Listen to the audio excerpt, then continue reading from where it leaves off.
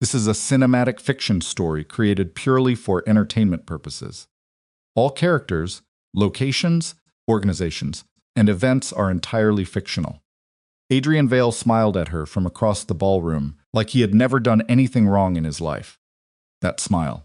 That was the thing that would haunt Vivian Cross for months afterward, not the hotel receipt she found folded inside his jacket pocket, not the encrypted messages she would later decode on a borrowed laptop, not even the sound of his voice when he finally told her the truth.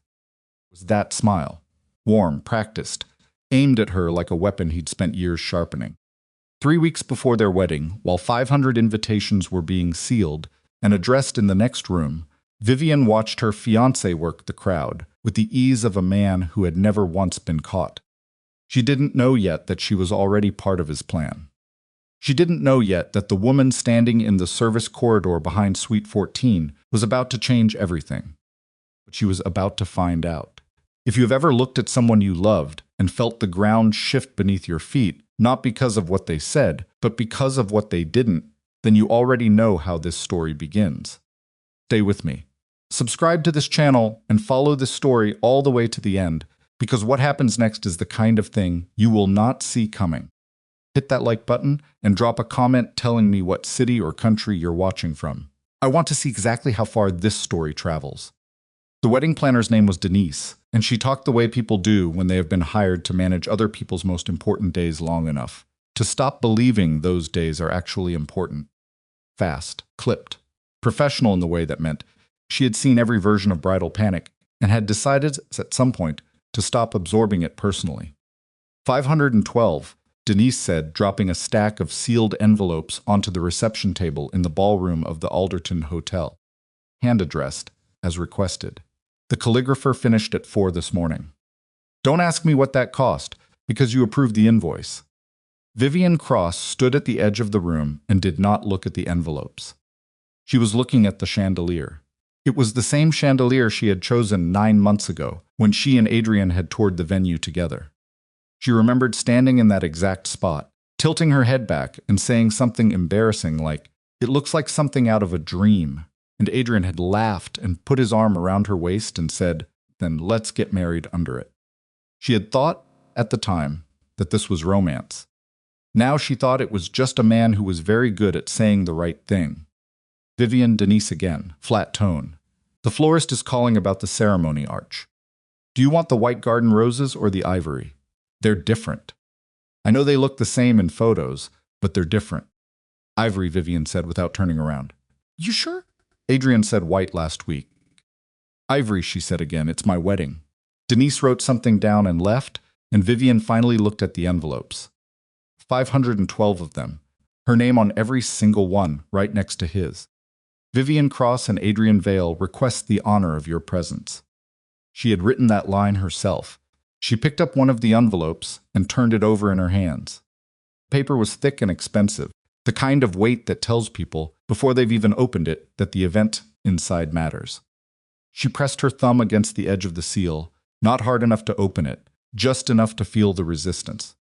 She put it back down. She needed air.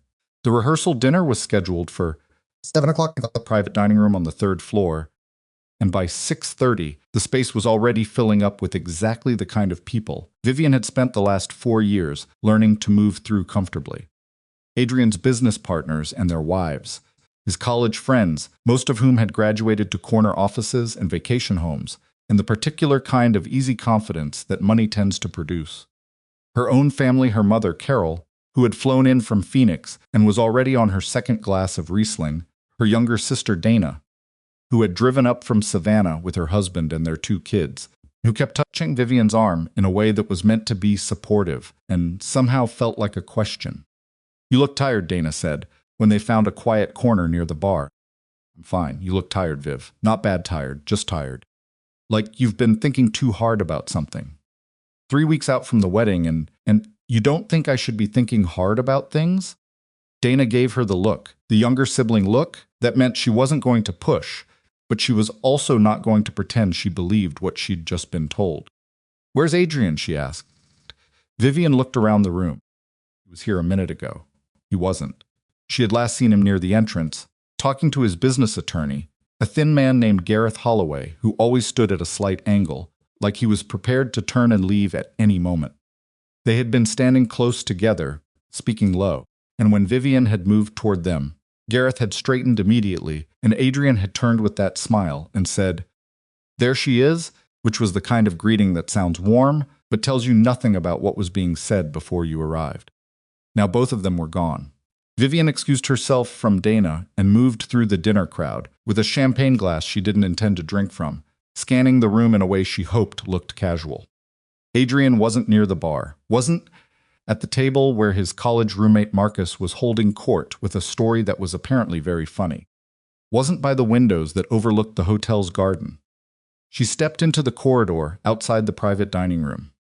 Empty. Just the soft, anonymous sound of hotel hallways ventilation and distant cartwheels, and a television from somewhere she couldn't identify. She walked toward the elevator bank and then, almost without deciding to, turned right instead of left, following the corridor that curved around the back of the building toward the service passage. She didn't know why she turned right. She had no reason to turn right. Later, she would think about this moment, the small, unexplainable physical instinct of it, more than almost anything else that happened that night. The service corridor was narrower, lit differently. Less chandelier, more fluorescent. The kind of part of a building that exists to make the other parts work, and is not meant to be seen by people who pay to be there. Vivian stopped. 30 feet ahead of her, at the far end of the corridor, there was a door to a suite marked with a small brass number, 14. Adrian was standing in front of it. He had his back to her. He was holding his phone loosely in one hand, and there was a woman in front of him. Vivian couldn't see her face, only the line of her profile and the way her posture shifted when Adrian leaned slightly forward and said something. Whatever he said, the woman touched the door handle of Suite 14, looked up at him once, and went inside. Adrian glanced at his phone. Then he followed her in.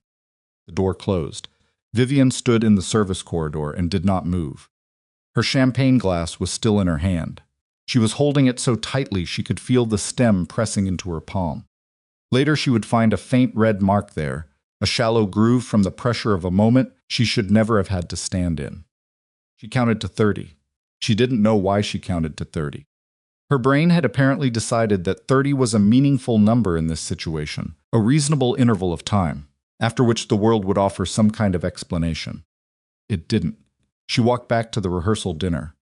She sat next to her mother and answered questions about the ceremony timeline, and smiled at Adrian when he returned to the table 22 minutes later, with his jacket slightly adjusted and a freshness to his expression that she recognized now in retrospect as relief. He kissed her on the temple. He refilled her champagne.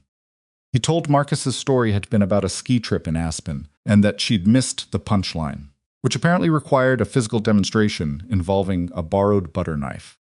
Vivian laughed at the right time. She called it acting afterward. But it wasn't really acting, not yet. It was something more specific than that, the way the body learns to keep operating, even when the mind has gone somewhere else entirely. She talked and smiled and answered questions about the flowers and the honeymoon and the first dance songs, and somewhere, underneath all of it, she was standing in that fluorescent corridor watching a door close. Adrian excused himself once more around 9:30 to take a call. He said it was his brother in London dealing with a time zone issue about travel arrangements. Vivian watched him go. She waited 3 minutes, then picked up her own phone and sent him a text. "Hey, where'd you disappear to?" She watched the screen the message showed as delivered, then read, then nothing for almost 8 minutes. When he came back to the table, he said, "Sorry, Vincent always picks the worst times," and slid into his seat and reached for his wine glass with the practiced ease of a man whose story had already been told and required no further explanation. Vivian put her phone face down on the table. She hadn't told him she'd texted. She watched the way he held his wine glass, the way he leaned into conversation, the way he looked at her every few minutes with an attentiveness that she had always read as love and now could not locate the source of, the way you sometimes lose a word you use every day and can't place where it came from. She thought about the woman at the door of Suite 14. Dark coat, dark hair. A profile that held something Vivian couldn't identify, not guilt, not urgency, just a kind of blankness. The face of someone who had trained themselves out of visible reaction. She hadn't been panicked. She hadn't been hurried. She had looked up at Adrian once, and she had gone inside. Like she had been there before.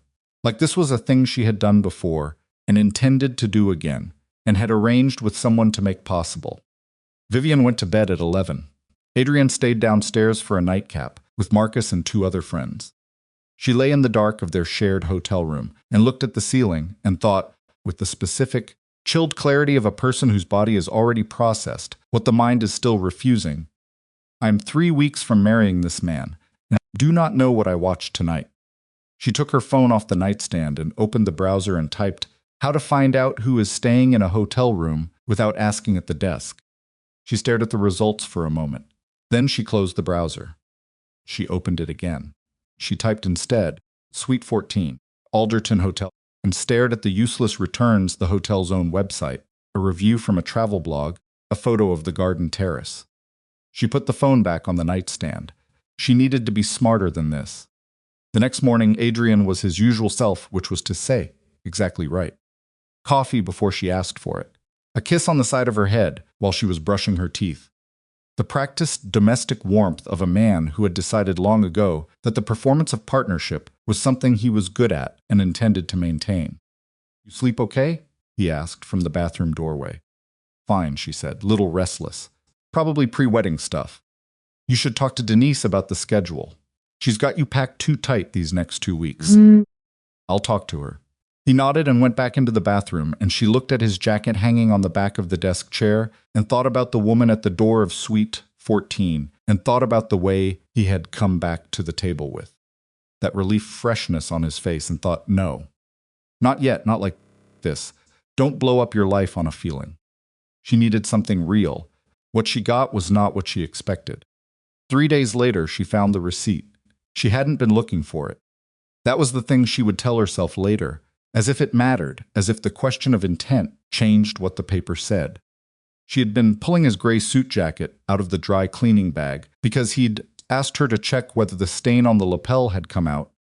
When she reached into the inside breast pocket to check for anything left behind before she returned it to the closet, her fingers touched paper. A receipt from the Alderton Hotel's in-room dining service. Suite 14. 2 days before the rehearsal dinner. Charge for 2, dinner, wine, a dessert selection. Vivian read it 3 times. Then she folded it carefully and put it in the zippered interior pocket of her own handbag, behind her card case, in the small compartment where she kept things she didn't want other people to find. She hung his jacket in the closet. She went to the kitchen and made herself tea and stood at the counter and thought about what a receipt proved and what it didn't prove, and whether a person could have a business dinner in a hotel suite, and whether the question she was actually. Asking herself was not what does this mean, but what am I willing to do with what it means? She thought about Dana's face at the rehearsal dinner. You look tired, Viv. Like you've been thinking too hard about something. She thought about the chandelier in the ballroom. She picked up her phone and called Dana. I need you to do something for me, she said, when her sister picked up. And I need you to not ask me why yet. Dana was quiet for a moment. Then, okay, I need you to look up a name for me. See what you can find. Professional background, anything recent. Her name is she stopped. She didn't actually know the woman's name. She had seen a profile in a corridor for 30 seconds. She had a suite number and a receipt and a bad feeling, and that was the entire inventory of what she knew. Viv, Donna said carefully. What's going on? I don't know yet, Vivian said. It was the most honest thing she'd said in 4 days. Problem.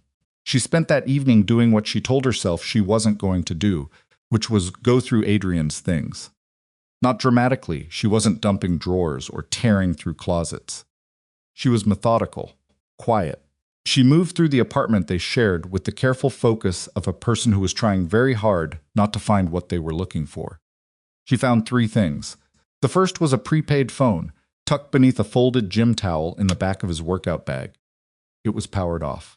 She turned it on and found it locked with a pin she didn't know, and spent 4 minutes trying his birthday, her birthday, the year they met, the address of his first apartment, before she accepted that she wasn't going to get in this way, and powered it back off and put it back where she'd found it exactly as she'd found it.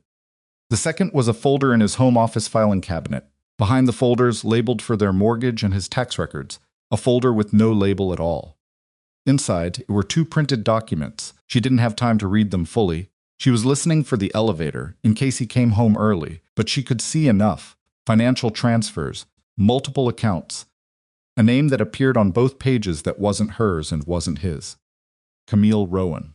She photographed both pages with her phone, returned the folder, and left the office exactly as she'd found it. The third thing was not something she found. It was something she noticed. She had been in this apartment for 2 years. She knew where things lived. And she noticed, going through the ordinary geography of her shared home, that there was a drawer in the bedside table on Adrian's side, his drawer. The one she had never opened, not because she was forbidden to, but because it was his in the casual, unspoken way that couples divide space that was now locked. The drawer had never been locked before. She stared at it for a moment. Then she took a photograph of the lock with her phone, for no reason she could articulate, and went back to the kitchen and finished making dinner. Adrian came home at 7:15 and kissed her at the kitchen counter and talked about a meeting he'd had with a contractor about their potential investment property, and ate everything on his plate and loaded the dishwasher without being asked, and was in all visible ways the man she had agreed to marry. She watched him the whole time and understood something she had not quite understood before, that she had been watching him for 2 years and seeing only what he intended her to see. She ate her dinner and said the right things, and when he fell asleep, she lay in the dark again. But this time she wasn't spinning in fear. She was thinking in straight lines. Camille Rowan. She had to find out who that was. She started the next morning, while Adrian was at his office, using her personal laptop and a VPN she downloaded specifically for this purpose, after a 15-minute tutorial video she found on a channel aimed at, apparently, journalists and people escaping difficult relationships. She was not sure which category she currently occupied. The public record on Camille Rowan was minimal and then suddenly absent. LinkedIn, a profile that had existed as recently as 3 months ago, now deleted, but cached in a third-party scraper, former senior operations director at Vale Capital Partners, Adrian's firm. Employment terminated. No stated reason. A news article from 8 months ago in a local business journal. Vale Capital Partners denies allegations of internal financial irregularities following employee departure. Brief. 4 paragraphs. No names attached to the allegations. The company's public relations statement had been managed well vague enough to say nothing, while implying that any allegation had been unfounded and that the matter was resolved. The article noted that a former employee had made claims to the firm's board and had subsequently reached a confidential settlement. That former employee had a name. The article didn't print it, but the board filing did. Vivian found it through a court records database, the kind you need an account for, and she created one with a temporary email address and paid the $14 access fee with her personal card, the one Adrian wasn't on, and read the document on her screen, with her hands very still and her breathing very controlled. The board complaint named Camille Rowan. It alleged that Camille Rowan had been terminated following accusations of unauthorized transfer of company funds, specifically a series of transfers totaling $900,000 across a 4-month period, and that she had contested the accusation and claimed the transfers had been authorized by a senior executive whose name in the document was redacted with a thick black bar. $900,000. Vivian sat back in her chair. There was more. The document was 47 pages, and she read all of it, or most of it, stopping in places to go back and reread sentences that seemed to mean one thing, and then, upon the second reading, meant something else entirely.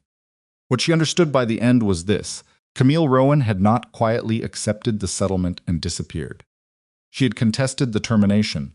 She had submitted her own documentation emails, internal records, something described only as authenticated communications that she claimed proved the transfers had been directed by someone above her.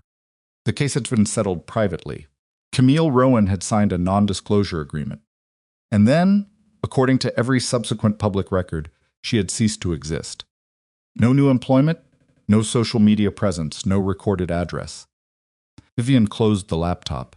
She sat in the kitchen of the apartment she shared with Adrian Vale and thought about a woman who had tried to tell the truth about something and had been legally silenced and then erased. She thought about a service corridor and a door closing. She thought about the receipt in her handbag, $900,000. She opened her phone and typed the number for Dana, and then didn't press call. Not yet. What she was going to say to Dana, what she was going to say to anyone required that she know more than she currently knew. Because what she currently knew was suggestive and awful, and not yet enough. A receipt, a name, a legal document that proved wrongdoing by someone with their name blacked out. A woman who had disappeared, an encrypted phone in a gym bag, a locked drawer that had never been locked before. She needed to get into that phone. She spent the rest of that morning researching. Not hacking, she was clear-eyed about the limits of her technical competence, but social engineering, which turned out to be the more relevant discipline. How people chose pins, what the most common patterns were, what a person tended to use when they wanted something to be memorable but not obvious. She read 3 articles and watched 2 videos and made a list on paper, actual paper, which she intended to burn, of every number combination she could derive from Adrian's life that she hadn't yet tried. His mother's birthday, her birthday, the year his father died, the year his company was founded, their first vacation, a long weekend in Savannah, the address of his childhood home, which she'd seen once in a Christmas card. She'd get one chance. If she entered too many wrong pins, the phone would wipe. She was reasonably certain of this and unwilling to gamble on it. She needed to narrow the list. That afternoon, she had lunch with his mother, Eleanor, which was a pre-existing engagement that she almost canceled and then decided not to cancel because Eleanor, for all her elegance and carefully maintained distance, was a source of information that Vivian had never quite taken seriously enough. They had lunch at the same restaurant. Eleanor always chose quiet, French, the kind of place where the waitstaff recognize you, and bring your usual order without being asked. Eleanor was 71 and wore her age with the particular severity of a woman who had decided long ago that softness was a strategic choice, not a default. "You seem distracted," Eleanor said over her salad. "I have a lot on my mind. 3 weeks out." Eleanor took a small sip of her sparkling water. Adrian was the same before his first. She stopped. Corrected, he gets anxious before large events. He doesn't show it the way most people do. Vivian held very still. His first what? Eleanor looked at her evenly. He was engaged before, briefly. I assumed he'd told you. He had not told her. Of course, Vivian said. Sorry, my mind wandered. When was that? Years ago, before the company. She was a lovely girl. Didn't work out. Eleanor said this. It's the way you say something that is true but edited. And then she changed the subject with the smoothness of a woman who had been managing difficult conversations for 50 years. Vivian listened to the rest of the lunch with half her attention and the other half on the inside of her own chest, where something cold and specific had taken up residence. He had been engaged before. He hadn't mentioned it. She had assumed she knew the significant chapters of his history. She had been with him. For 4 years, she had met his family. She had toured his childhood home in a Christmas card photograph, God's sake, and he had omitted an engagement. What else had he omitted? She drove home from the lunch and sat in the parking garage of their building for 11 minutes before going upstairs. When she got to the apartment, Adrian was still at the office. She went directly to his workout bag. She took out the prepaid phone. She turned it on and waited for it to load. She entered the pin she had decided on in the garage, the month and year of his company's founding. An event that mattered to him, private enough that he would have chosen it, not obvious enough to be guessed by someone who didn't know his history. The phone unlocked. Vivian Cross stood in her bedroom with her fiancé's secret phone in her hands and looked at what was on it for exactly 6 minutes before she put it down on the bed and sat next to it and stared at the wall. The messages were in a single thread. No name attached, just a number. But they went back 9 months. And they were not the messages of 2 people having an affair. They were the messages of 2 people in a negotiation. Specific figures, specific dates, references to documents. A phrase that appeared 3 times, the agreement we discussed. Another that appeared once and lodged itself in Vivian's mind with the weight of something that changes everything. She can't find out before the ceremony. She, Vivian. She was the she can't find out before the ceremony. She picked the phone back up and read every message from the beginning, slowly. And by the time she finished, she was sitting cross-legged on the bed, with her back very straight, and her face completely still, and the particular focused calm of a person who has just understood something. so large that ordinary emotion cannot reach it yet. Camille Rowan was not Adrian's mistress. Camille Rowan was blackmailing him.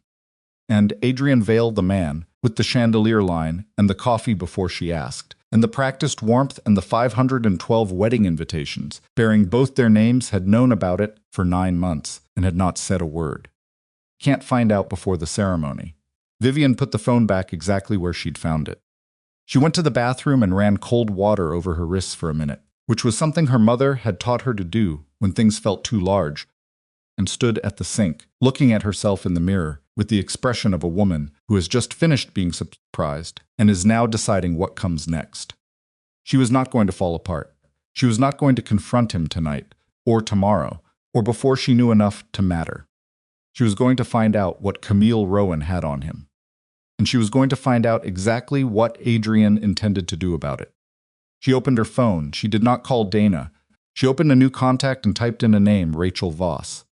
An attorney she had met once at a charity event, a woman who specialized in financial fraud and had given Vivian her card with the kind of uncomplicated directness that Vivian had filed away without knowing why. She sent a text, "This is Vivian Cross. We met at the Hartwell Foundation dinner last spring. I need to speak with you confidentially." Soon she stood at the bathroom sink and waited. The reply came in 4 minutes. "I remember you. Name the time." Vivian looked at herself in the mirror for one more moment. She said nothing out loud. There was nothing to say yet. But something had settled behind her eyes, not anger, not grief, but the specific, functional steadiness of a person who has stopped waiting to understand and started deciding what to do. She walked back into the bedroom and straightened the gym bag and went to the kitchen and started dinner. Adrian came home at 7. He kissed her at the counter. He talked about the investment property. He ate everything on his plate. And Vivian smiled and said the right things and thought, 3 weeks. She had 3 weeks, and she intended to use every single day of them. Rachel Voss had an office on the 14th floor of a building that smelled like old paper and serious money, the kind of place where the carpet was good enough that you noticed it, and the receptionist was young enough to be intimidating. She met Vivian at the door herself, which told Vivian something that the text had landed with enough weight that Rachel had decided. This wasn't a wait in the lobby situation. "Come in," Rachel said. No preamble. No "how are you?" Just the door opening, and a gesture toward the chair across from her desk that was clearly the chair where people sat when they were about to tell her something they hadn't told anyone else. Vivian sat down and put her handbag on her lap and looked at the attorney across the desk and thought, "I have to say this out loud now. Once I say it out loud, it becomes a different kind of real." "My fiancé," she said. "I think he's involved in something. Financial fraud. Possibly more than that. And I think a woman he's been meeting with a woman I've seen him with. In secret, I think she has evidence of it, and she's been using it against him. For money." Rachel Voss did not blink. She picked up a pen. She said, "How long have you known?" 5 days. "How did you find out?" Vivian told her. All of it: the corridor, the receipt, the prepaid phone, the court filing with the redacted name, the messages she had read on her fiancé's secret phone in her own bedroom while he was at his office, managing a company that she now understood she had never been allowed to see clearly. She told it in the order it had happened, without editorializing, because she had decided on the drive over that the most useful thing she could do in this room was be exact.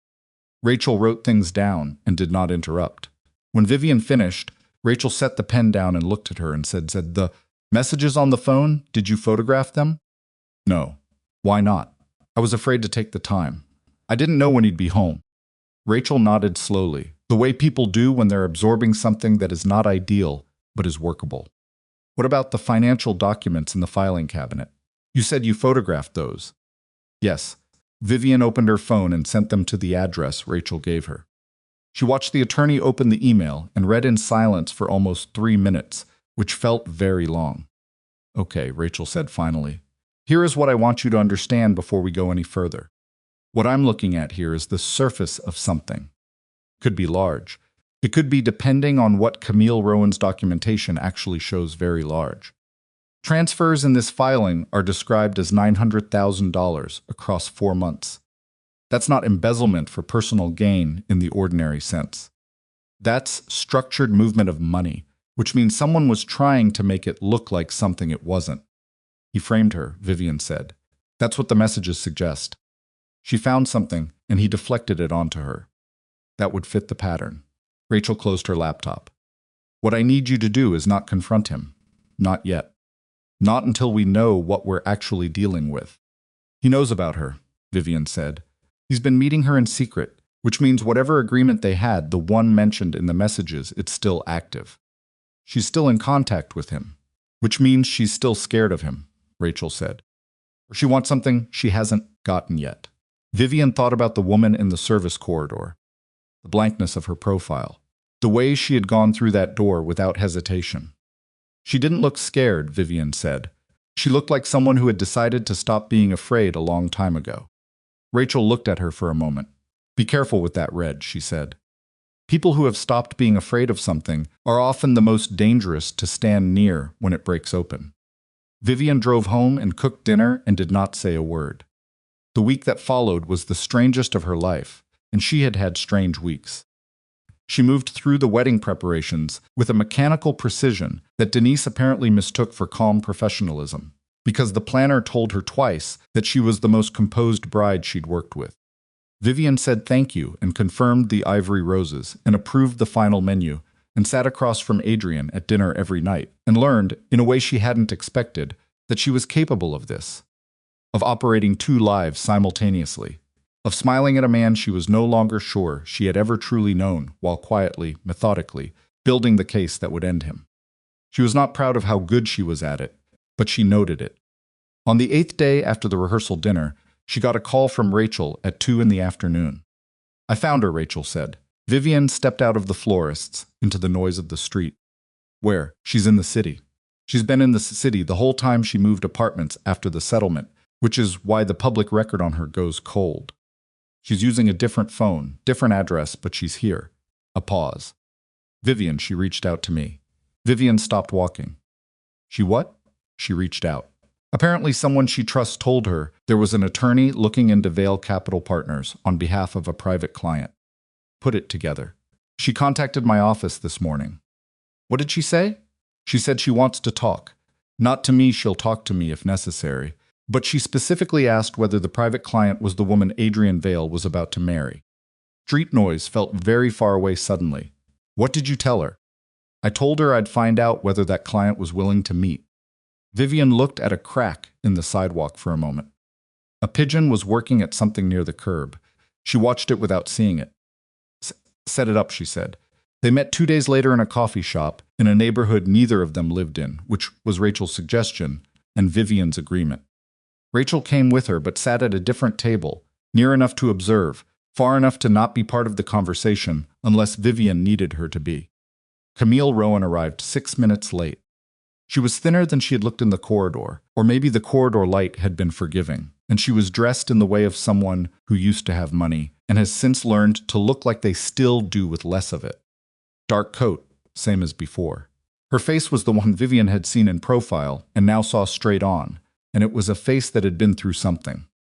Broken, not beaten, but reconfigured by a hard stretch of time into something harder and quieter than it had probably started out as. She sat down across from Vivian and looked at her for a moment and said, "You found the phone." Not a question. "Yes," Vivian said. Camille nodded. Something in her posture shifted, not relief exactly, but the small physical adjustment of a person who has been carrying a weight for a long time and has just set it down in the right place. "How much do you know?" Camille asked. "Enough to be sitting across from you," Vivian said. Camille looked at her hands, then back up. "He didn't have an affair with me. I want to be clear about that. Whatever you think you saw in that corridor." "I know," Vivian said. "I read the messages. I know what you are to him." "Then you know what he did to me." "Tell me in your words," Vivian said. "Not the legal filing. Not what the settlement said. Tell me what actually happened." Camille was quiet for a moment. Then she folded both hands around her coffee cup and began. She had been Adrian's senior operations director for 3 years. She had run the back end of his fund allocations, transfers, the administrative infrastructure of how money moved in and out of the investment vehicles Vale Capital managed. She had been good at it, and she had been loyal, and she said this without self-pity, trusted him. 14 months ago, She had noticed a pattern in the transfer records that didn't match the corresponding investment documentation. The discrepancy was not enormous at first, a rounding difference, the kind of thing that gets attributed to system error. But she was the kind of person who did not attribute things to system error without checking, and when she checked, the error was not a system error. Someone was routing money through Vale Capital's client accounts into a series of shell vehicles that had been set up under holding names that did not appear in any of the firm's official documentation. She had flagged it internally.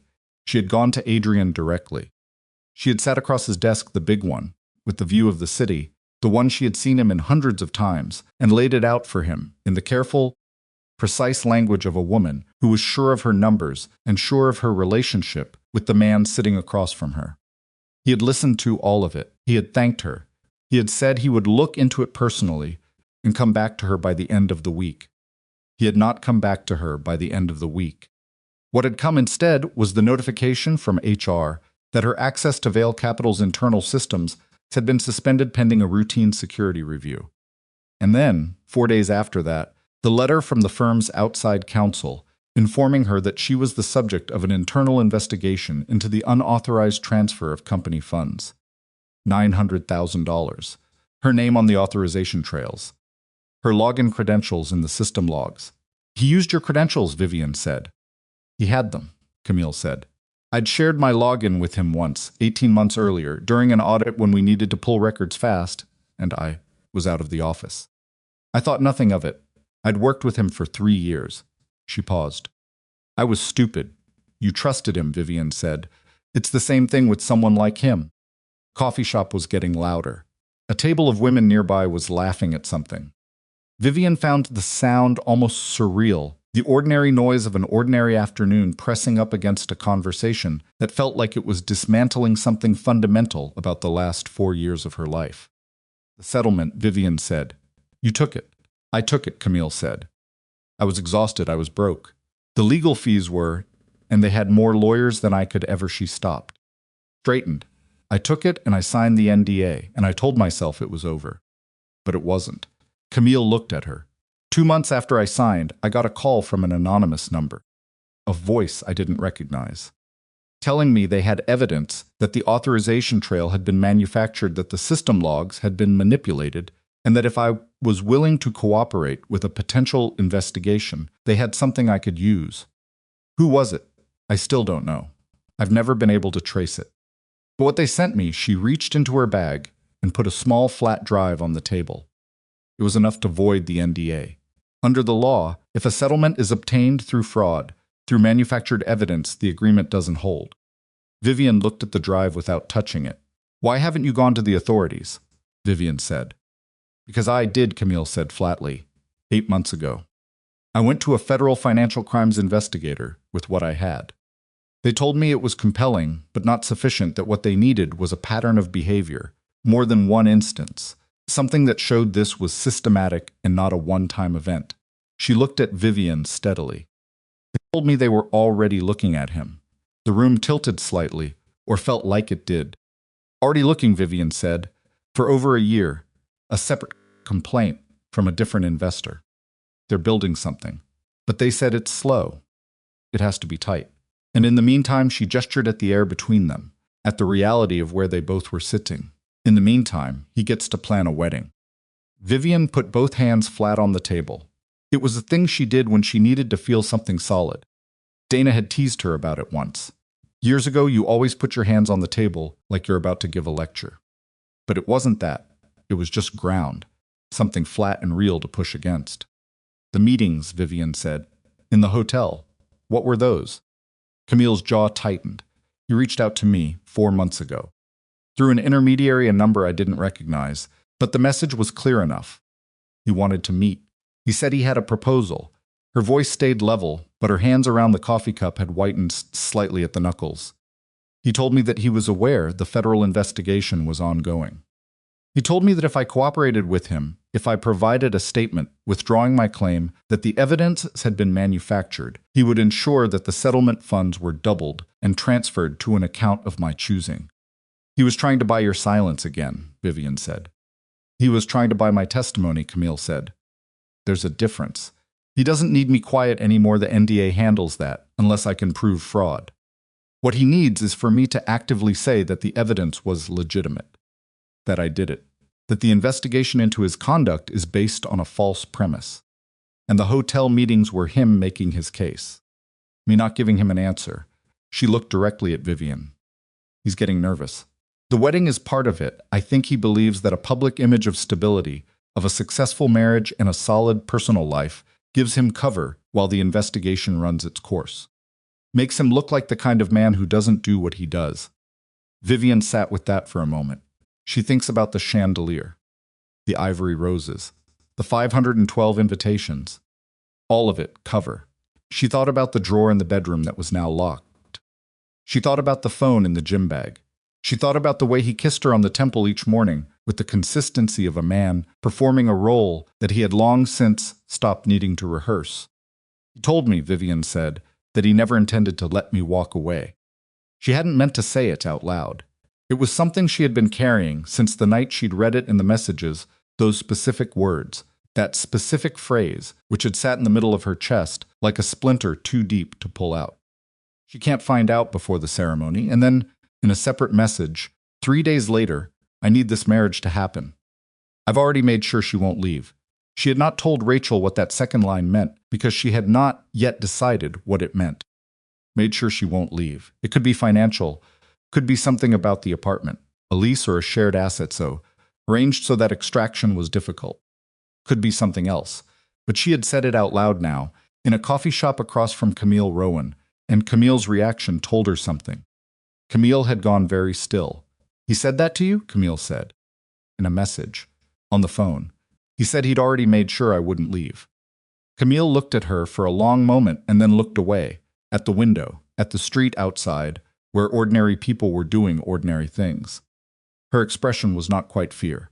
It was something more specific, the look of a person recalibrating the size of what they're dealing with. He said something similar to me, Camille said.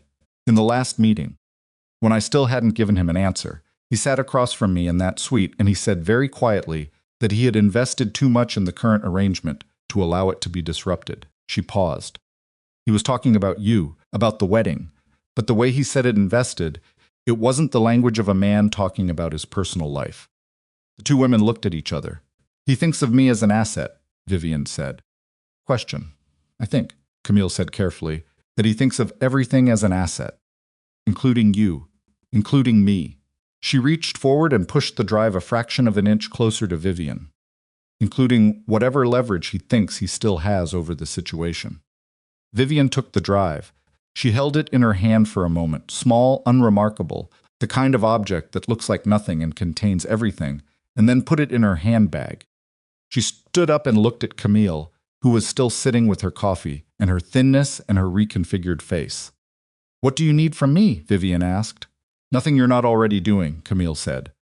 Keep your eyes open. Don't let him know what you know. And when the time comes, she looked up at her directly. Don't let him manage the ending. Vivian said nothing. She gave Camille a card, Rachel's direct line, and left the coffee shop without looking back.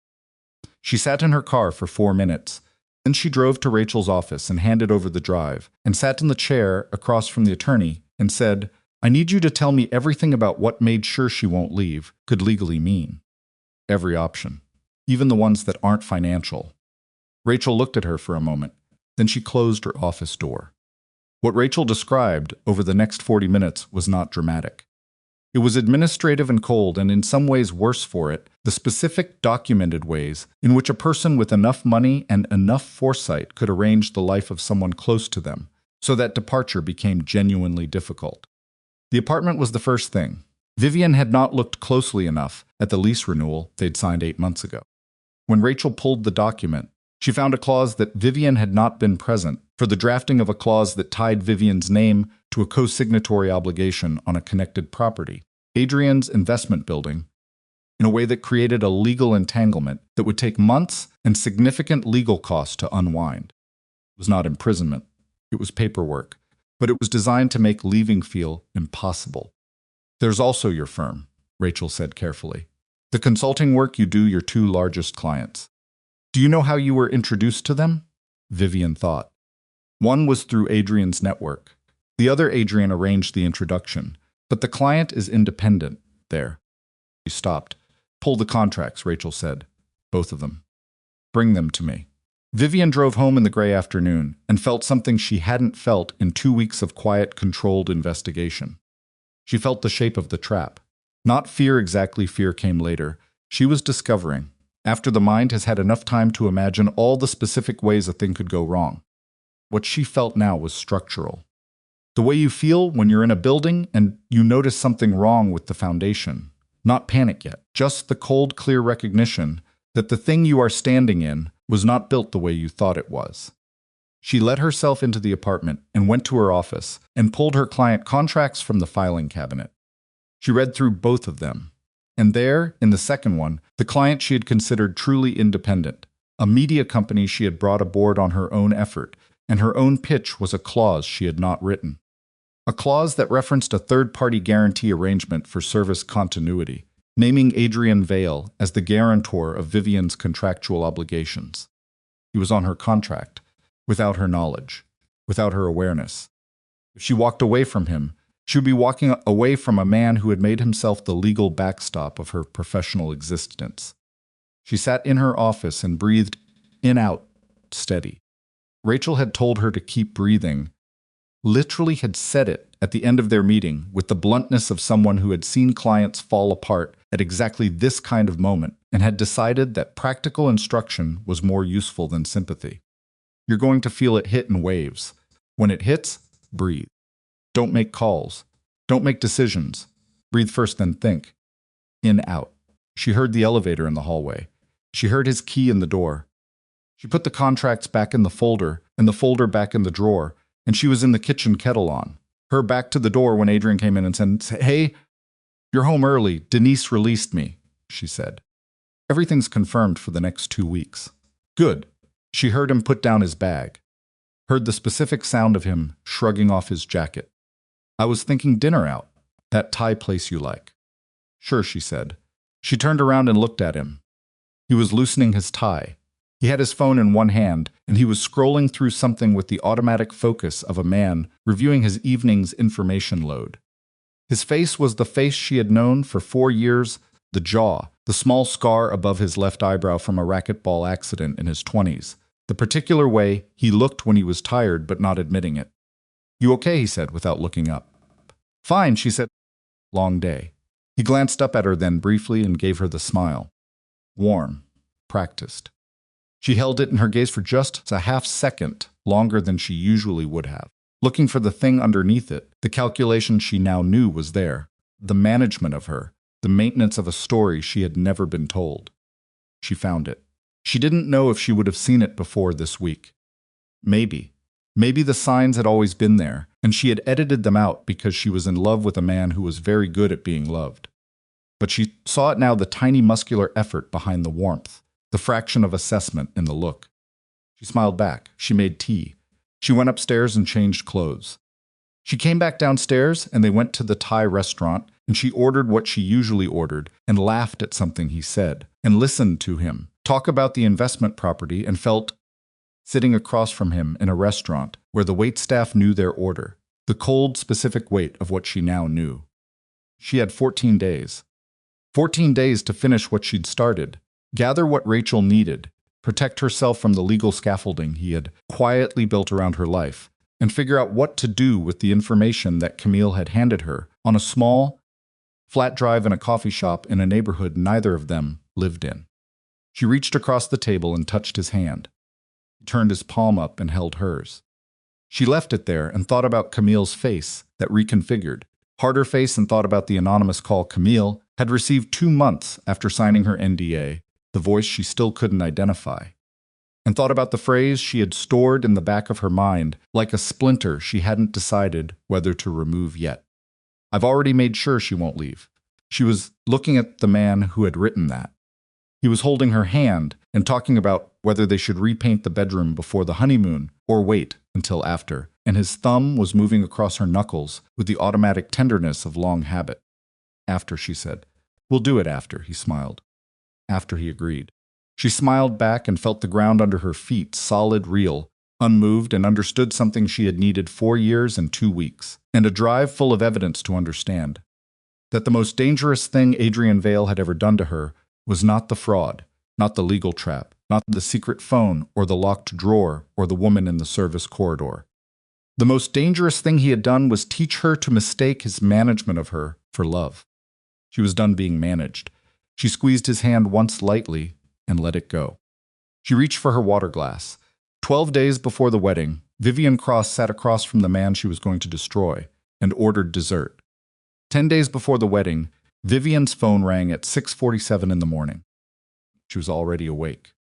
She had been awake since 5, lying on her side of the bed with her eyes open and her breathing controlled, listening to Adrian sleep beside her with the infuriating ease of a man whose conscience had apparently been surgically removed. She had gotten good at this, at occupying the same bed, the same room, the same life as someone she was quietly dismantling from the inside. But the nights were harder than the days. During the day there were tasks. At night there was just the dark and the sound of him breathing and the knowledge of what she knew. The phone buzzed on the nightstand. She grabbed it before the second ring and slipped out of bed and into the hallway, pulling the door closed behind her. "Rachel, I need you to come in," Rachel said. Her voice was the voice of someone who had been up for a while, who had found something, who had decided that 6:47 was not too early for this particular call. "When now?" "As soon as you can." Vivian looked at the closed bedroom door. "Give me 40 minutes. She dressed in the bathroom quietly and left a note on the kitchen counter that said early meeting with Denise, back by 10, which was the kind of lie that had become easy in a way that did not make her proud. She drove to Rachel's office through a city that was still mostly gray and unhurried, and she rode the elevator to the 14th floor and walked into the office, where Rachel was standing at her window with a coffee mug and the expression of a woman who was about to hand someone a very heavy thing. "Sit down," Rachel said. "Tell me first," Vivian said. "Then I'll sit." Rachel looked at her for a moment. Then she said, "The drive Camille gave you. We had our forensic analyst go through it last night. The documents are legitimate, they hold up. The metadata checks out. The manipulation of the system logs is clearly documented." She paused. "But there's something else on there. Something that wasn't in what Camille described to you." Vivian felt the small tightening in her sternum that had become her body's standard signal for brace. "What kind of something?" Rachel set down her coffee mug. "Emails. Internal correspondence between Adrian and his outside counsel, Gareth Holloway. Going back 22 months, she opened her laptop and turned it to face Vivian. Read the one from the top of the stack first. Vivian sat down. She read. The email was from Gareth Holloway to Adrian Vale, dated 22 months ago, and it was written in the clipped, almost clinical language of a lawyer who had decided that the best protection for himself was to document everything, without appearing to understand its implications. The subject line was Rye Containment VCVC. Vivian Cross. She read the email twice. Then she read the ones below it, in sequence, with the focused stillness of someone who has been hit hard enough that the body has temporarily suspended ordinary sensation in order to process the size of what just happened. The emails told a story. Not the story she had been building, not the fraud, not Camille, not the settlement. A different story. An older one. 22 months ago, Gareth Holloway had advised Adrian Vale that his relationship with Vivian Cross represented a specific legal and financial risk because Vivian's consulting firm had an area of overlap with the investment vehicles that Adrian was using to move money. Precise risk Gareth identified was not that Vivian would discover the fraud. The risk was that Vivian, as a consultant with connections in the financial sector, might inadvertently be named in a future investigation as a proximate professional contact, a witness with relevant industry knowledge, which would complicate the narrative if the investigation went public. Gareth's recommendation, in the third email in the chain, was managed integration, which meant, in the language that followed, formalize the relationship. Marriage created spousal privilege under certain evidentiary frameworks. A wife could not be compelled to testify against a husband in the same way a girlfriend could. It was not airtight protection. Gareth noted that with enough prosecutorial pressure, spousal privilege had limits, but it was a layer. A buffer, a structural arrangement that bought time and complicated the picture. Adrian's response to this email was 4 words: make it work. AG, make it work. Vivian looked up from the laptop. Rachel was watching her from across the desk, with the careful attention of someone who has learned not to rush this particular kind of moment. He proposed to me, Vivian said, 3 months after this email. Yes, Rachel said. He proposed to me because his lawyer told him a wife was harder to put on a witness stand than a girlfriend. She said it flatly. Not a question. Just the act of making the thing real by saying it out loud in a room with another person present. Rachel said nothing. There was nothing to say. Vivian looked back at the screen. Scrolled down. There were 11 emails in the chain. She read all of them. In the 7th, Gareth Holloway noted that Vivian's professional reputation and personal character, her actual words. Gareth had apparently done a thorough enough evaluation to have opinions about her character, made her a credible and sympathetic figure whose association with Adrian would be an asset to public perception during any period of legal scrutiny. In the 8th, Adrian asked whether Vivian had any professional contacts that could create complications. Gareth said no, that her network was solid, but not deep enough in the relevant areas to pose independent risk. In the 9th, Adrian asked about timeline. Gareth said 12 to 18 months to engagement, then a reasonable window before marriage, keeping optics clean.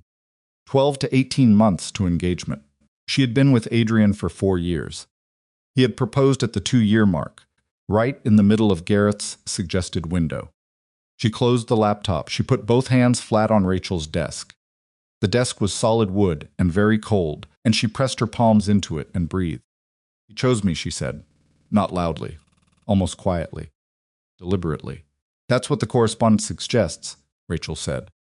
Not because of the fraud cover before that. He chose me because I was what? The right profile? The right kind of woman to be standing next to him? I think, Rachel said carefully, that both things can be true simultaneously.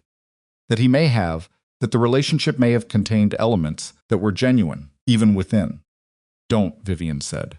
Rachel, stop, don't soften it, Vivian said. I need to know what it is, not what might be true around the edges of what it is. What it is. Rachel was quiet for a moment.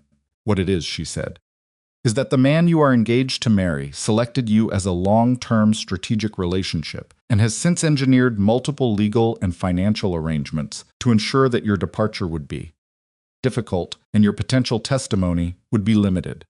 Whether or not there was anything genuine alongside, that's a question I genuinely cannot answer. What I can tell you is that the architecture around you was deliberate. Vivian looked at the window. The city outside was fully awake now. Traffic and light and the ordinary movement of people who were having ordinary days. What do I do with this? She said. You already know what you do with it, Rachel said. You do what you've been doing. You finish building the case. You take it to the investigators who are already looking at him. I've made contact with the federal team through proper channels, and you give them what we have. The drive, the emails, the financial documents you photographed, the messages from the prepaid phone. The messages I can't prove I didn't obtain illegally. That's my problem, Rachel said. Not yours. Let me handle the legal architecture of how this evidence gets used. Your job is to not let him know what's coming. She paused. How are you doing with that? Fine, Vivian said. You're sure?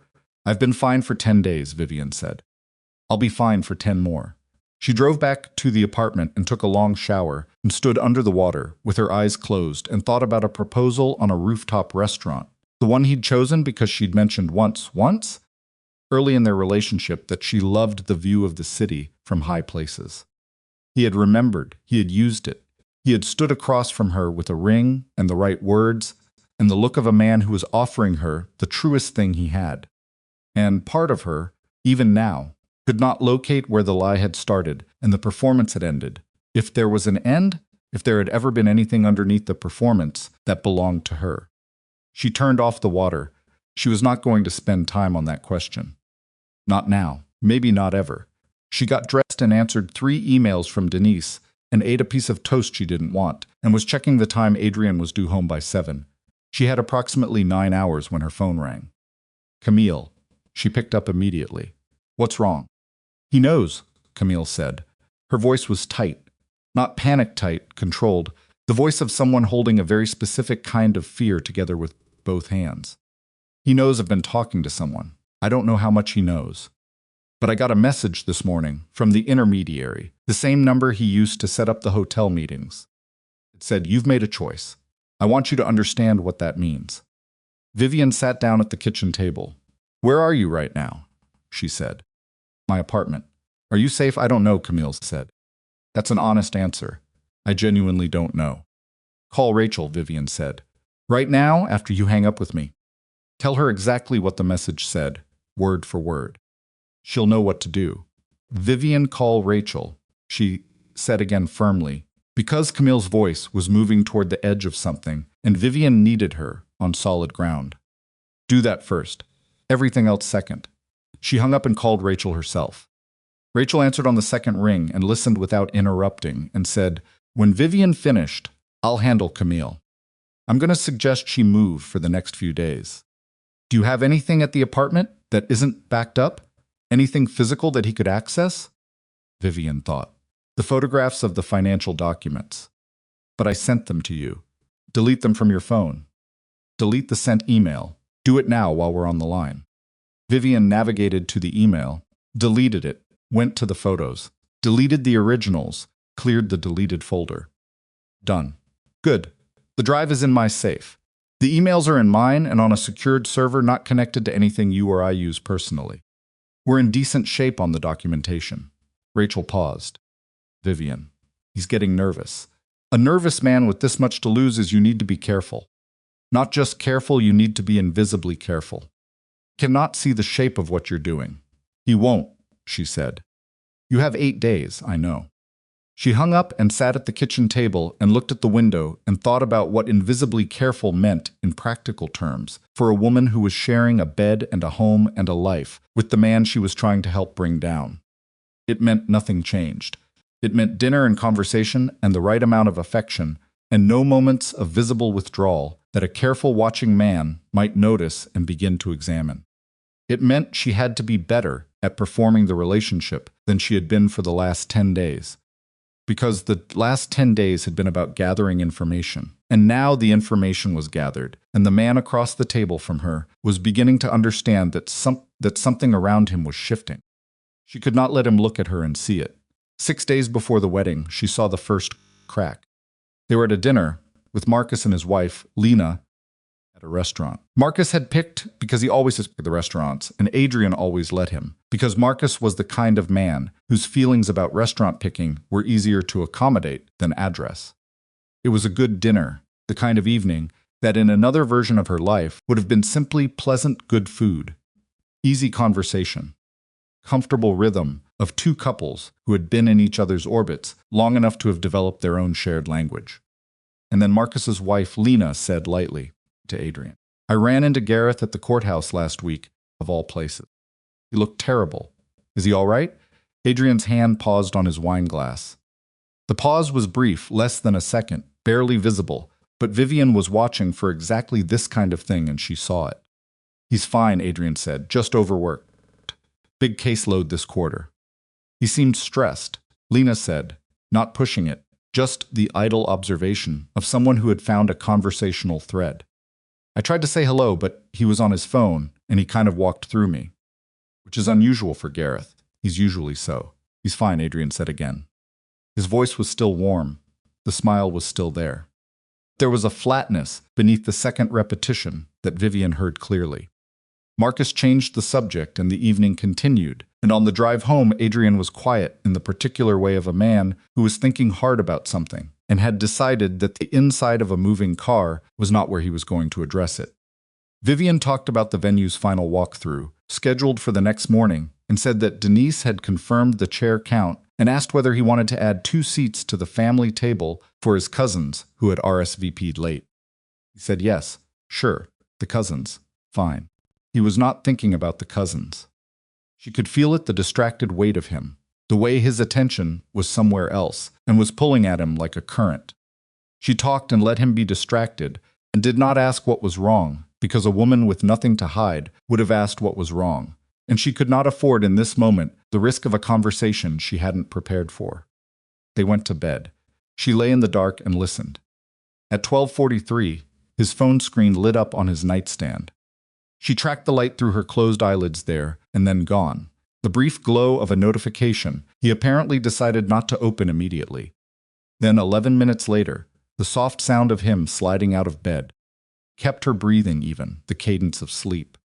He left the room. She waited 4 minutes. Then she slipped out of bed and moved to the door and stood just inside it, listening. Could hear him in the kitchen. His voice very low, a call, not a text. She couldn't make out the words. She moved into the hallway, pressing close to the wall, and stood in the dark and focused. Told you to handle it, his voice, clipped, the warmth entirely gone. That was 2 weeks ago. I don't want to hear what's complicated about it. I want to hear that it's done. A pause. I don't care how. That's not my another pause. Longer. She's fine. She doesn't know anything. I've been watching, and she is fine, I'm telling you.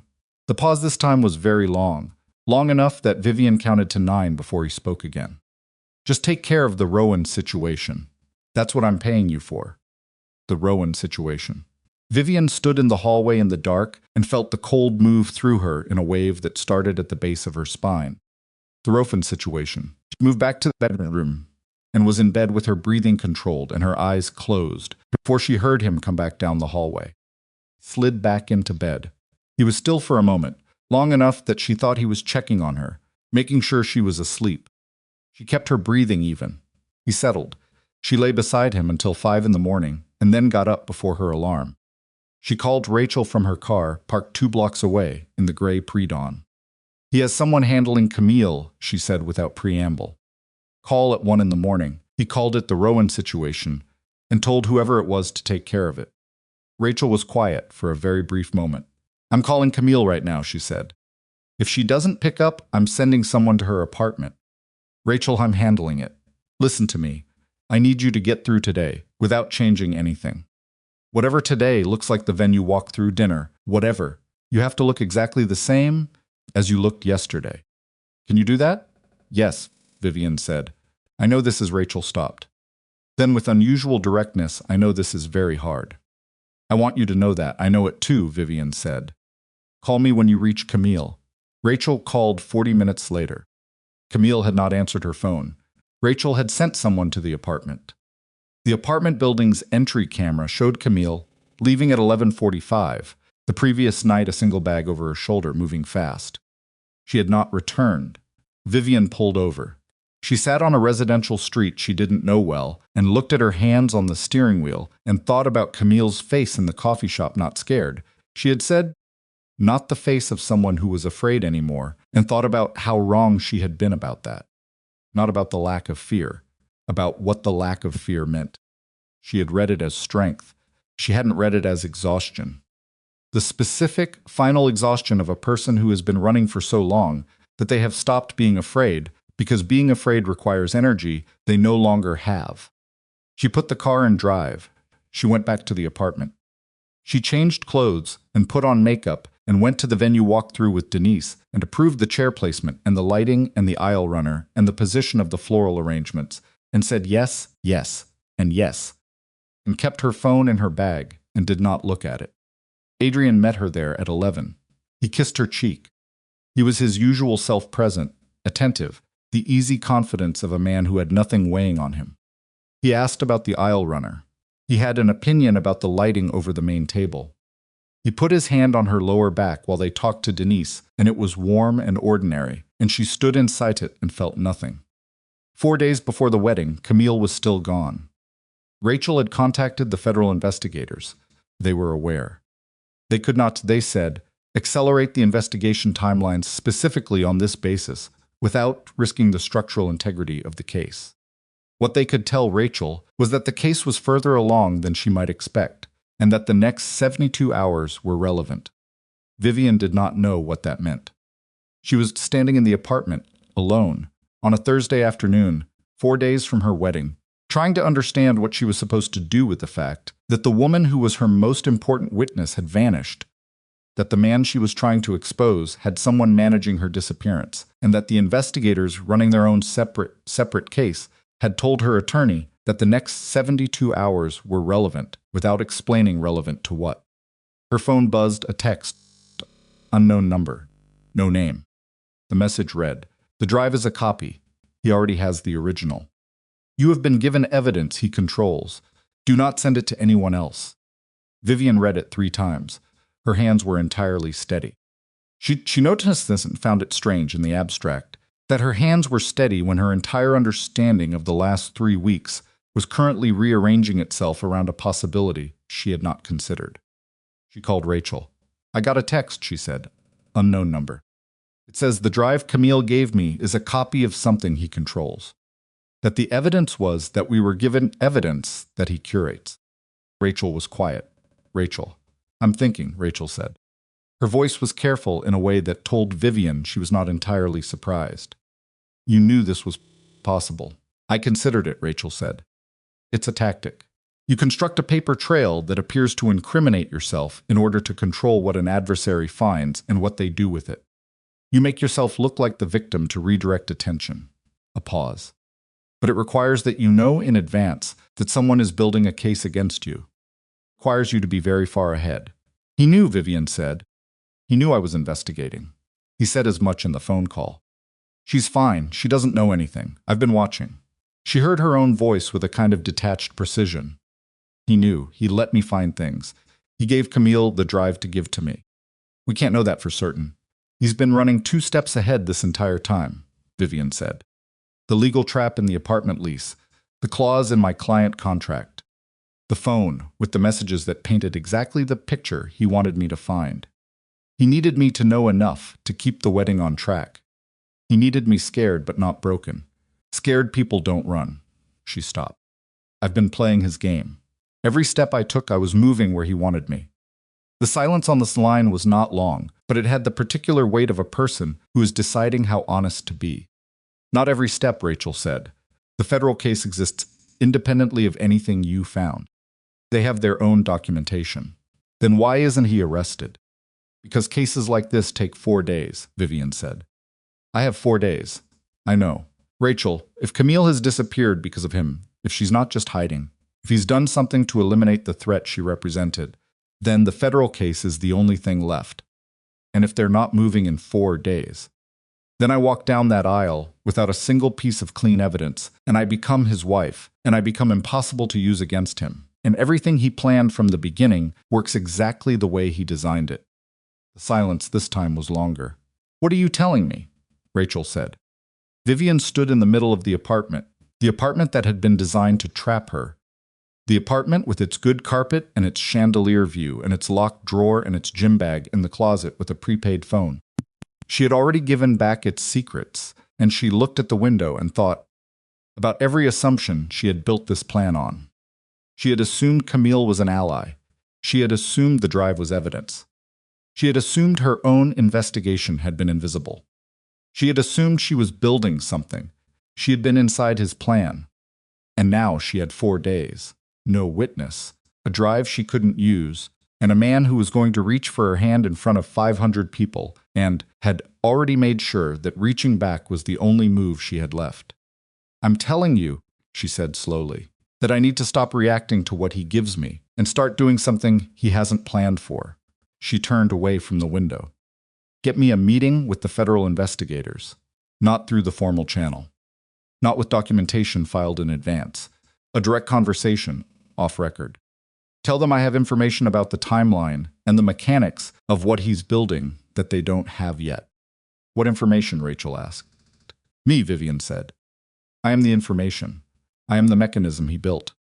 And I am the one thing in his entire arrangement that he cannot control, because he made the mistake of building it around someone who is no longer willing to be a part of it. She hung up. She stood in the apartment for a moment longer. Then she went to the kitchen and started dinner, because Adrian was coming home at 7, and nothing, not one visible thing, could be different tonight. She was not building a case anymore. She was walking into the center of his plan, and she was going to use it against him from the inside, which meant she had to be closer to him than she had ever allowed herself to be in the last 3 weeks, which meant lowering every wall she had built and letting him believe, fully and without doubt, that she was exactly where he needed her. She stood at the stove and stirred and felt the particular cold clarity of a person who has run out of safes and is now looking at the one that was never safe at all. 4 days. She put the lid on the pot and turned down the heat and waited for the sound of his key in the door. The federal investigators met her in a parking structure on the west side of the city, which was either cinematic or depressing depending on how much sleep you'd had, and Vivian had had approximately 4 hours over the previous 2 nights, so she landed somewhere between the two. There were 2 of them. The lead was a woman named Supervisory Agent Claire Marsh, who was in her mid-40s and had the quality of someone who had spent 20 years in rooms where people lied to her and had developed, as a result, baseline expression of patient absolute skepticism.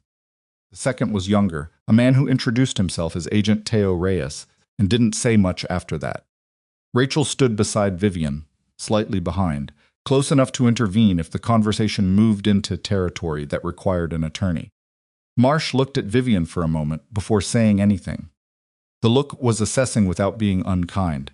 Then she said, "Your attorney tells us you have information about the mechanics of what Vale constructed. Not the financial architecture, we have that. Something else." "He built the investigation I was running," Vivian said. "He curated what I found. The drive Camille gave me, we believe it was sourced from him. Constructed evidence designed to keep me moving in a specific direction." Marsh nodded, not as if this was new information, but as if it confirmed something she had already been considering. "We know about the drive," Marsh said. Vivian looked at her. "You know. We've been monitoring Camille Rowan's communications for 6 weeks. We saw the handoff. We couldn't tell you because I was part of what you were monitoring," Vivian said. "Because the integrity of the investigation required that Vale believe his management of your investigation was working," Marsh said. Not an apology. Just a fact, stated with the directness of someone who had decided that directness was the only useful currency in this conversation.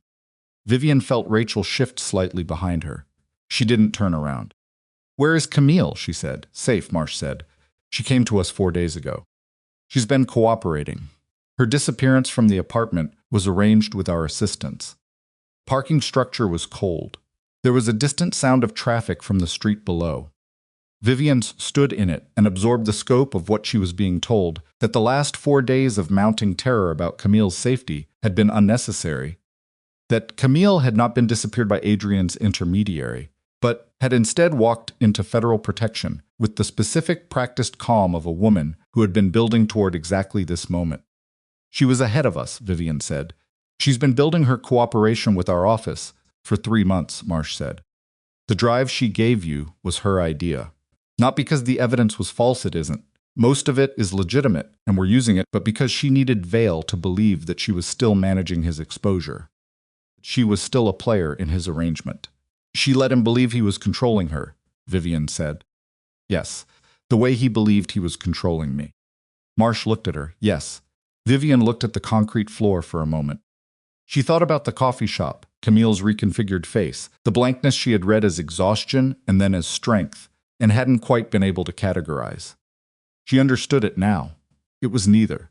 It was the specific focus quality of a person who is playing a very long game and has been playing it alone for a very long time. "What do you need from me?" Vivian said. Marsh reached into her jacket and produced a small device. A recording unit, flat, about the size of a thick credit card. She held it out. "The wedding is in 4 days," Marsh said. "He is not going to be arrested before it. I want to be direct with you about that, because you deserve a straight answer. Case is strong, but it requires a specific piece of documentation that we do not yet have. There is one interaction, one conversation, that needs to occur before we can move. We have identified that the most probable context in which that conversation will occur naturally is in the 48-hour window surrounding the wedding itself." Vivian looked at the device.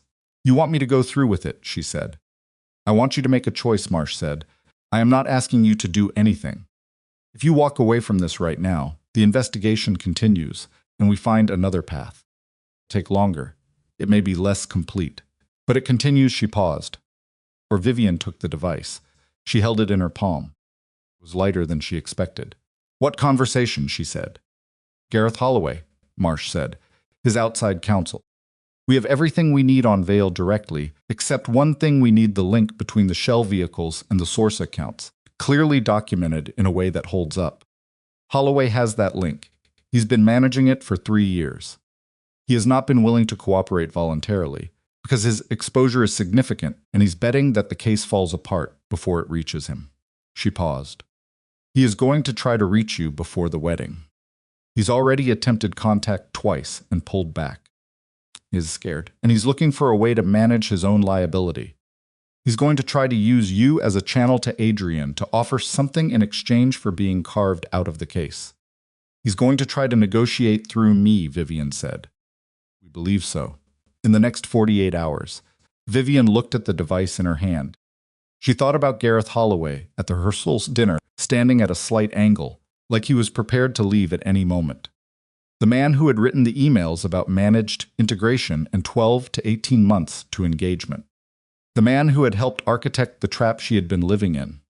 If I get him talking, she said, if he gives me the link you need, that's enough to move on Adrian. Combined with what we already have and what Camille has provided. Yes, Marsh said. It closes the case. Vivian closed her hand around the device. Tell me how to use this, she said. She went back to the apartment and made dinner, and sat across from Adrian and talked about the wedding, and felt the device in the interior pocket of her handbag like a second heartbeat, and thought about Gareth Holloway and his sidelong stance and the emails he had written about her like she was an asset to be evaluated, and waited. Holloway called the next morning. She was alone in the apartment. Adrian had an early meeting. Her phone rang, and she looked at the screen, and it was his number. She knew it, had it in her contacts from years of ordinary professional adjacency, and she picked up. Vivian, he said. He said her name with a kind of careful warmth that told her immediately that whatever came next had been rehearsed. I'm sorry to call so early. I was hoping to catch you before things got hectic.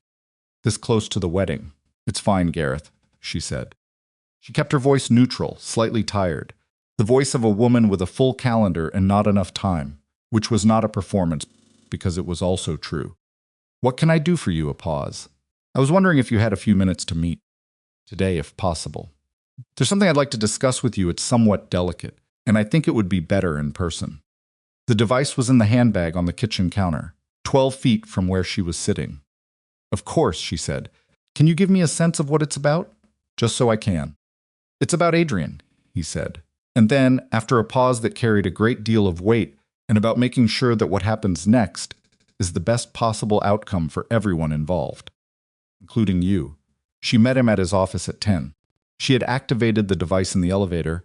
Marsh had shown her a small pressure on the lower left corner, a single green indicator light, and then nothing visible.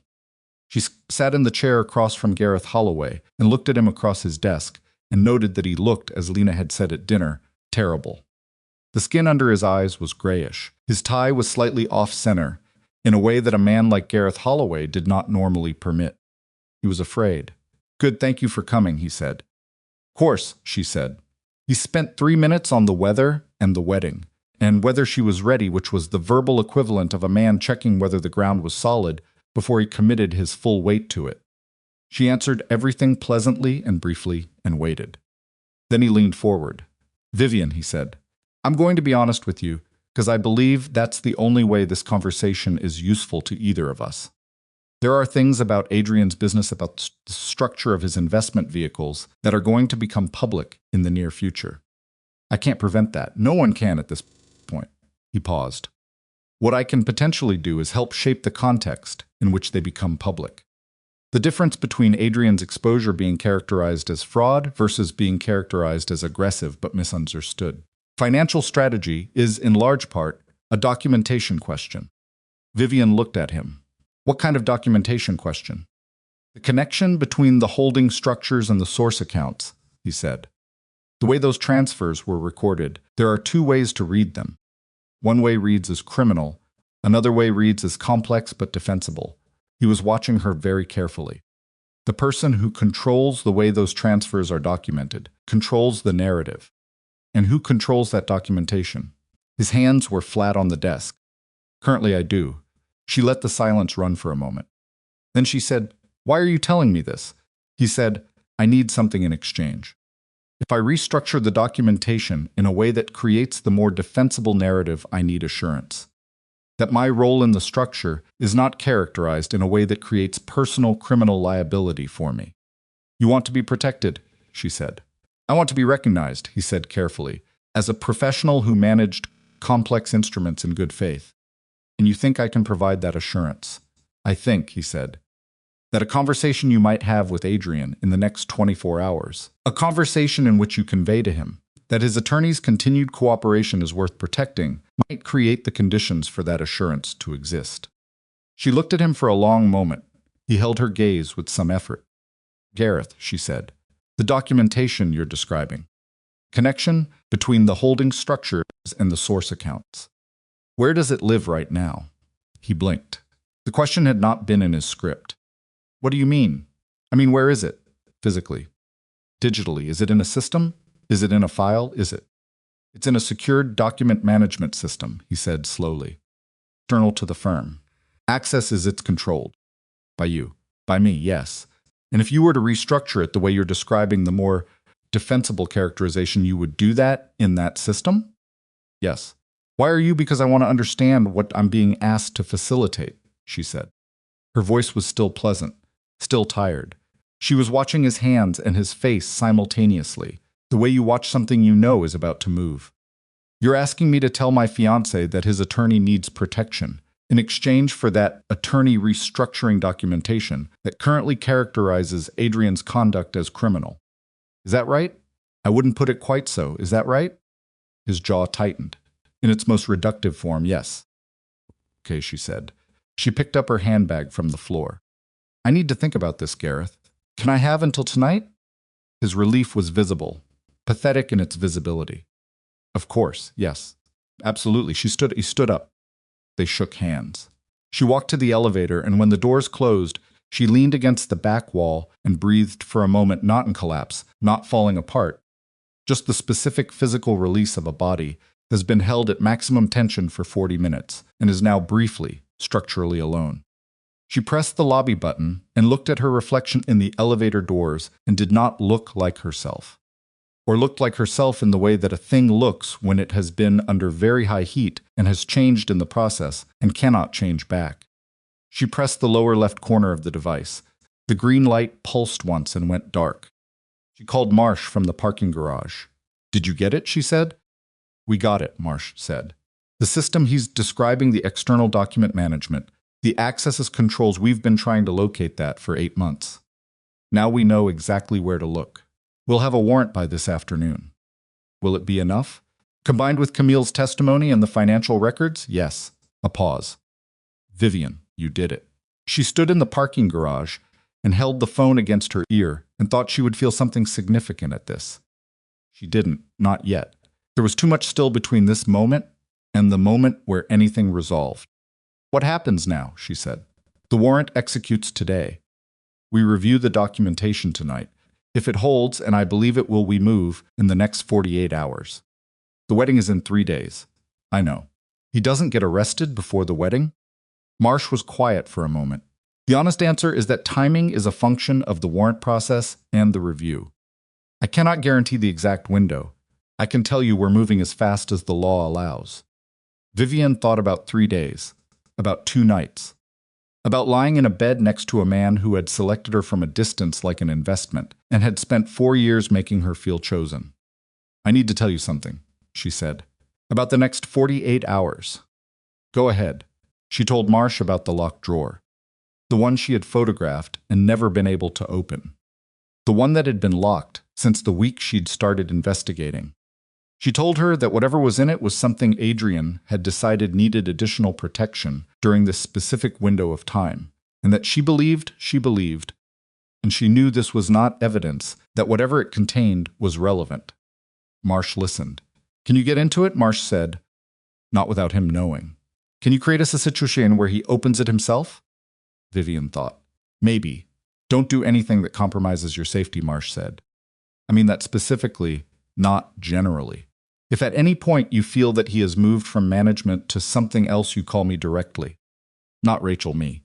Okay, she said. I'm serious. I know, she said. I'm serious, too. She drove home. She made lunch she didn't eat. She sat in the kitchen and watched the clock and thought about what a woman who didn't know anything would do this afternoon. 2 days before her wedding, and decided that woman would be at the venue going through final details with Denise. So she texted Denise and arranged exactly that and spent 2 hours doing it, approving things she had already approved, and listening to Denise's competent, emotionally detached professionalism, and finding it, honestly, something close to comforting. Adrian came home at 6:30. He had flowers. She had not expected the flowers, and they hit her with a force that was almost physical, not because they were flowers, not because of the gesture, but because of the specific automatic response she had to them. The part of her that remembered what loving him had felt like before she knew what she knew. Part that could still locate the feeling without being able to access it. For the bride-to-be, he said, and kissed her. And she held the flowers and smiled and said they were beautiful, which they were. They were. She put them in a vase and made dinner, and they ate, and he talked, and she listened, and at 8:30 he said he needed to do some work in the home office, and she said of course, she was going to take a bath. And she went upstairs and ran the bath, and sat on the edge of the tub and thought about the locked drawer, which was in his nightstand, which was in their bedroom, which was 12 feet from where she was sitting. She waited until she heard the office door close. Then she went to the bedroom. She stood at the nightstand and looked at the lock. Small.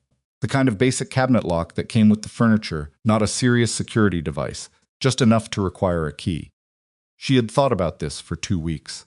She had thought about it the way you think about a thing you know you can't do right, and so you wait until you can do it right, or until the situation removes the option of waiting. She looked at the lock. She went to the bathroom and opened the cabinet under the sink and found what she was looking for behind the cleaning supplies. A small, flat tool that her building super had given her 2 years ago when she'd had a stuck cabinet in the laundry room, and that she had kept for no reason she could have articulated at the time, except that she was the kind of person who kept things that seemed like they might be useful eventually. She went back to the nightstand. It took her 6 minutes. She tracked the time with the bathroom clock, visible through the open door. 6 minutes of very quiet, very focused work, listening simultaneously for the sound of the office door, and then the lock gave with a click that was not loud but felt, in the silence of the bedroom, very significant. She opened the drawer. Inside was a single sealed envelope. Her name on the front, in Adrian's handwriting. She stared at it for a moment. She took it out. She turned it over. It was sealed properly, not just tucked, but glued. He had wanted it to stay closed until he decided to open it. She opened it. Inside were 2 documents. The first was a 1-page legal instrument. She recognized the format from the weeks she had spent reading legal documents that appeared to be a pre-executed amendment to the co-signatory clause in the apartment lease, removing her name. Dated 3 weeks from today, post-wedding, as if he had already planned for a moment, after the wedding, when he would need to make her disappear from the paperwork she was currently trapped in. She turned to the second document. It was a letter. Handwritten, in Adrian's specific controlled script. Not addressed to anyone, not dated. 7 paragraphs. She read it. The first 3 paragraphs were about her. She was, how he had found her, the specific calculation of her value to the arrangement he was building. It was written with the detached, assessing language of a man writing a memo to himself, or to his lawyer, or to whoever might eventually need to understand his reasoning. She read her own name repeated 4 times in ways that made her feel, physically, the absence of warmth in the room. The 4th paragraph was about what would happen if the plan failed. The investigation moved faster than expected. If she found out before the wedding, or if Camille broke the arrangement. The 5th paragraph described, in the same controlled script, what he would do to ensure that neither of those things happened. She stopped reading at the end of the 5th paragraph. She put both documents back in the envelope. She resealed it as best she could and put it back in the drawer. She closed the drawer and relocked it, and put the tool back under the bathroom sink and went back to the edge of the tub and sat very still for a moment. She had been wrong about one thing. She had been thinking about this as a case, as evidence, as a legal architecture problem with a legal architecture solution. She had been thinking about the wedding as a timeline, as a deadline the investigators needed to meet, or she would be on the wrong side of a marriage certificate. She had not been thinking about the 5th paragraph. She picked up her phone. She called Marsh.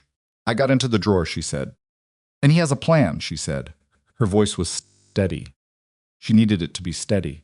"If I find out before the wedding, Or if Camille breaks, he has a specific plan. Documented. I think she stopped, kept her breathing even. I think the 48-hour timeline just became necessary. Not preferred, necessary. Marsh was quiet for less than 2 seconds. What did the document say, she said? That he would ensure, Vivian said, that the problem was contained. The word he used was contained. In the context of the paragraph, in the context of everything else in that document, it is not a word that means legal maneuver. The silence on the phone had a different quality now. Are you in the apartment right now? Marsh said. Yes. Is he there? In the office. I want you to leave the apartment, Marsh said. Calmly. Normally. Tell him you forgot something at the venue, or you're meeting your sister, or whatever your standard, tell him something ordinary and leave. Can you do that? Vivian stood up. She looked at the bathroom mirror. The woman looking back at her was completely composed in a way that had nothing to do with how she felt, which was the specific usefulness of having spent the last 3 weeks in a state of continuous controlled performance. Yes, she said. Do it now, Marsh said. I'll have someone meet you outside within. Marsh, she said. I'm not going to hide for 2 days. Vivian, he cannot know the plan has changed, she said. If I disappear from the apartment the night before the wedding, he will know. And if he knows, he runs, and you lose everything. She looked at herself in the mirror. I know what I'm doing. You don't know what was in that paragraph. I know enough, she said. I know exactly enough. And I know that the only way this ends correctly is if he still believes, tomorrow morning, that I am completely in the dark and completely compliant and walking down that aisle with him in 3 days. She paused. Get the warrant executed. Get Camille's testimony locked in. Get what you need from Holloway's system. I need you to be ready to move on my signal. Marsh was quiet. Your signal, she said. Yes. What does that look like? Vivian Cross looked at the bathroom mirror and thought about 512 envelopes, and a chandelier in ivory, roses, and a woman in a service corridor, and a drive full of curated evidence, and a locked drawer and a letter written in. Controlled script by a man who had decided she was an asset and then decided, when the asset became a problem, that problems had solutions. I'll know, she said, when it's time. She hung up. She opened the bathroom door. She walked downstairs, unhurried, with the easy movement of a woman who had decided that the only thing standing between her and the ending she intended was the next 36 hours, and the only tool she had left was herself, her face, her voice. Her knowledge of every specific way this man had learned to read her, wielded with a precision she had never needed before and would never need again. She knocked on the office door. Hey, she said when he answered. I'm going to make tea. You want some? He looked up from his desk. The smile reflexive and practiced. Yeah, he said. That sounds good. She nodded and went back to the kitchen and filled the kettle and set it on the burner and stood looking at the blue flame and thought, tomorrow. The morning of the wedding arrived the way bad things sometimes do quietly, with good light. Vivian was awake before the alarm. She had slept in fragments, the kind of sleep that isn't really sleep, but is the body's compromise when the mind refuses to fully release. And she lay in the gray early light and listened to Adrian breathing beside her and thought about everything that was going to happen in the next 8 hours with the specific, cold clarity of someone who has moved past fear into something on the other side of it. Not calm exactly. Resolve. The particular stillness of a person who has made every decision that needed to be made and is now simply waiting for the clock to reach the moment where those decisions become action. At 5:47, she slipped out of bed. She dressed in the bathroom. Jeans, a plain shirt, her hair pulled back. The wedding dress was at the venue Denise had arranged that 3 days ago, standard protocol, nothing that would read as unusual. She had her handbag. Inside it, her phone. Rachel's direct line on speed dial, Marsh's direct line on speed dial, and the second recording device that Marsh had given her 2 nights ago when they had met briefly in the parking structure while Vivian had told her about the letter in the drawer. Marsh had listened to the description of the 5th paragraph without expression. Then she had said very quietly, I need you to understand that what you're describing changes my assessment of your personal risk in this situation. And Vivian had said, I know. And Marsh had said, and you're still going through with the wedding. And Vivian had said, I'm going through with the mourning. The wedding itself is a different question. Marsh had given her the second device and told her that there would be 4 federal agents in the ballroom by 10 o'clock, positioned as venue staff and catering support, coordinated with the Alderton's head of security, who had been briefed the previous afternoon. She told her that Gareth Holloway had been taken in for questioning at 7 the previous evening and had, under the pressure of approximately 90 minutes and a very specific description of his documented exposure, agreed to cooperate fully and had provided the access credentials to the external document management system. The warrant had executed at 11 p.m. The documentation team had worked through the night. She told Vivian that they had what they needed. She told her that Adrian Vale would be arrested. The question was when and where before the ceremony, or after he arrived at the venue, and that the timing depended on one remaining operational variable that she was not at liberty to describe in full, but that Vivian should understand made the next morning's timeline sensitive. Vivian had asked what variable. Marsh had said, there is a secondary party. Someone who has been managing the movement of funds through the shell vehicles on Vale's behalf, operationally not Holloway, someone further removed, someone whose identity we confirmed last night through the document system. He does not know we have him. We need him to arrive at the venue before we move, because the moment Adrian is arrested, this person runs, and if he runs before we have him in a contained location, we lose him. Who is it? Vivian had asked. Marsh had looked at her with the expression of someone making a calculated decision about how much to say. Marcus, she had said. Vivian had stood in the parking structure and breathed. Marcus, Adrian's college roommate, the man who always picked the restaurants, the man whose ski trip story required a butter knife demonstration, the man who had sat at the rehearsal dinner table and laughed and topped off her champagne glass, and whose wife Lena had mentioned in an innocent dinner conversation that Gareth Holloway had looked terrible, which Vivian now understood was not innocent. Was Lena noticing something she didn't understand the weight of, standing too close to something she couldn't see the shape of? She had driven home and made tea and knocked on the office door and said, "Hey, do you want some?" and had stood in the kitchen, watching the blue flame under the kettle and thought, Marcus. Now she stood in the bathroom in the early morning and looked at herself in the mirror and added Marcus to the list of everything she was carrying into the next 8 hours. She went downstairs. She wrote a note going to the venue early. See you there. The dress needs a final fitting adjustment, and left it on the kitchen counter. She left the apartment. In the car she called Marsh. I'm moving, she said. I know, Marsh said. My people are already in position. The venue opens for vendor access at 7. Adrian's car service is booked for 9:15. Marcus, his vehicle left his building at 6:50. He'll arrive at the venue in approximately 40 minutes. We'll have him as soon as he's inside. What do I do between now and when Adrian arrives? You get dressed, Marsh said. And you act like a woman getting married. There was a pause. Vivian, Marsh said. When he gets there when Adrian arrives, there may be a window before we move where you are in the same room with him. I want you to know that you don't have to. You don't need to confront him or say anything. Just stay in your dressing room with your sister. My people will handle the rest. I know, she said. I mean it. This doesn't require anything more from you. She looked at the road.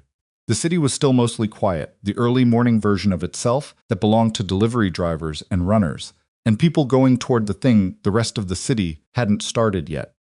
I'll be fine, she said. Dana was at the venue when Vivian arrived, which was not a surprise, because Vivian had called her the night before, and told her to be there early, and told her, briefly and as clearly as she could manage, enough of what was happening that Dana would know what to do and what not to do, and how to conduct herself in a room where things were about to go in a direction that would feel, when it happened, sudden. Dana had listened without interrupting, which was unusual for Dana, and had then said one thing, tell me what you need me to do. And Vivian had told her, and Dana had said, okay. Dana was at the venue, and she looked at Vivian when she walked in with the expression of a woman who had spent a sleepless night digesting things that don't digest easily, and she said nothing, just moved forward, and held her for a moment in the hallway outside the bridal suite, and Vivian let herself be held because Dana was the one person in the building who knew the full weight of this morning, and the holding was not performance. It was just her sister, and that was something she was going to allow herself for exactly this one moment. Then she stepped back. Okay, she said. Okay, Donissa said. She got dressed. The wedding dress was everything it had been designed to be, the ivory silk, the fitted bodice, the way it moved with a controlled elegance that had nothing to do with how she felt wearing it. Denise appeared briefly to check the final alterations, pronounced them correct, and disappeared. A makeup artist worked on her face with the focused efficiency of a professional who understood that brides on wedding mornings did not always want to be talked to, and who had apparently correctly read the atmosphere in the room as one of those mornings. Dana sat in the chair by the window and held her phone and did not look at it. At 9:40, Vivian's phone buzzed. Marsh, a single word Marcus secured. She showed it to Dana, who exhaled slowly. At 9:58, a soft knock on the dressing room door. One of the venue staff, a young woman Vivian had not seen before, who was almost certainly not venue staff, who said that Mr. Vale's car had arrived. Vivian looked at herself in the mirror. The woman in the mirror looked like someone getting married. She had thought about this moment.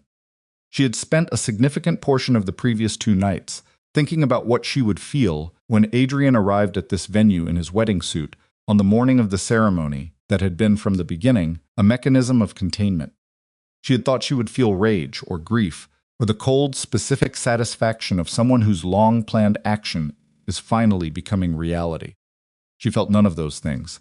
She felt something quieter and more durable, kind of weight that was not sadness, not anger, but the accumulated specific heaviness of having known something terrible for 3 weeks and having carried it alone through every ordinary moment of her shared life dinner and tea and flowers and a man who kissed her on the temple each morning. The reliability of a person maintaining a performance because the performance was still useful. She felt the weight of all that, and under it, something else. Small and new and difficult to name. The way the first warm day of early spring is difficult to name, because your body has forgotten what warmth felt like. I need 5 minutes alone, she said. Dana looked at her.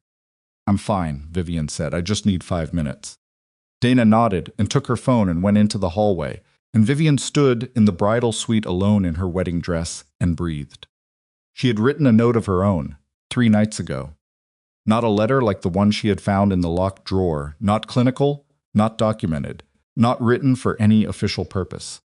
Just a piece of paper with her own handwriting on it, which she had folded and put in the small interior pocket of the dress's skirt, the one Denise had said was functionally useless but traditionally included. She had used it. She didn't take it out. She just pressed her hand against the outside of the skirt, where she could feel its flat shape through the fabric. On it, she had written 3 things. 3 sentences, in her own handwriting, not for anyone else, not for any investigation or any case file, just for herself. The first was, I loved who I thought he was, and that was real, even if he wasn't. The second was, I am not what he made of me. The third was, I know how to walk forward. She pressed her hand against the pocket for one more moment. Then she let it go. The knock came at 10:14. Not Dana. A different knock, heavier, more deliberate. She knew it before she opened the door. She had known the specific cadence of that knock for 4 years. She opened it. Adrian Vale stood in the hallway of the bridal suite corridor in his wedding suit, and he was exactly the picture of the man she had loved: the jaw, the scar, the controlled certainty of someone who had never in 4 years let her see him uncertain. He had a small box in one hand, the kind that held jewelry. His expression when he saw her was the warm, specific expression she had watched him produce 1,000 times and had believed, every single time, was for her. "You look extraordinary," he said. She looked at him, stepped forward. "I wanted to see you before I know it's not traditional, but I thought." He held out the box. "I had something made for this morning." She looked at the box. She did not take it. Something shifted in his expression. Minimal.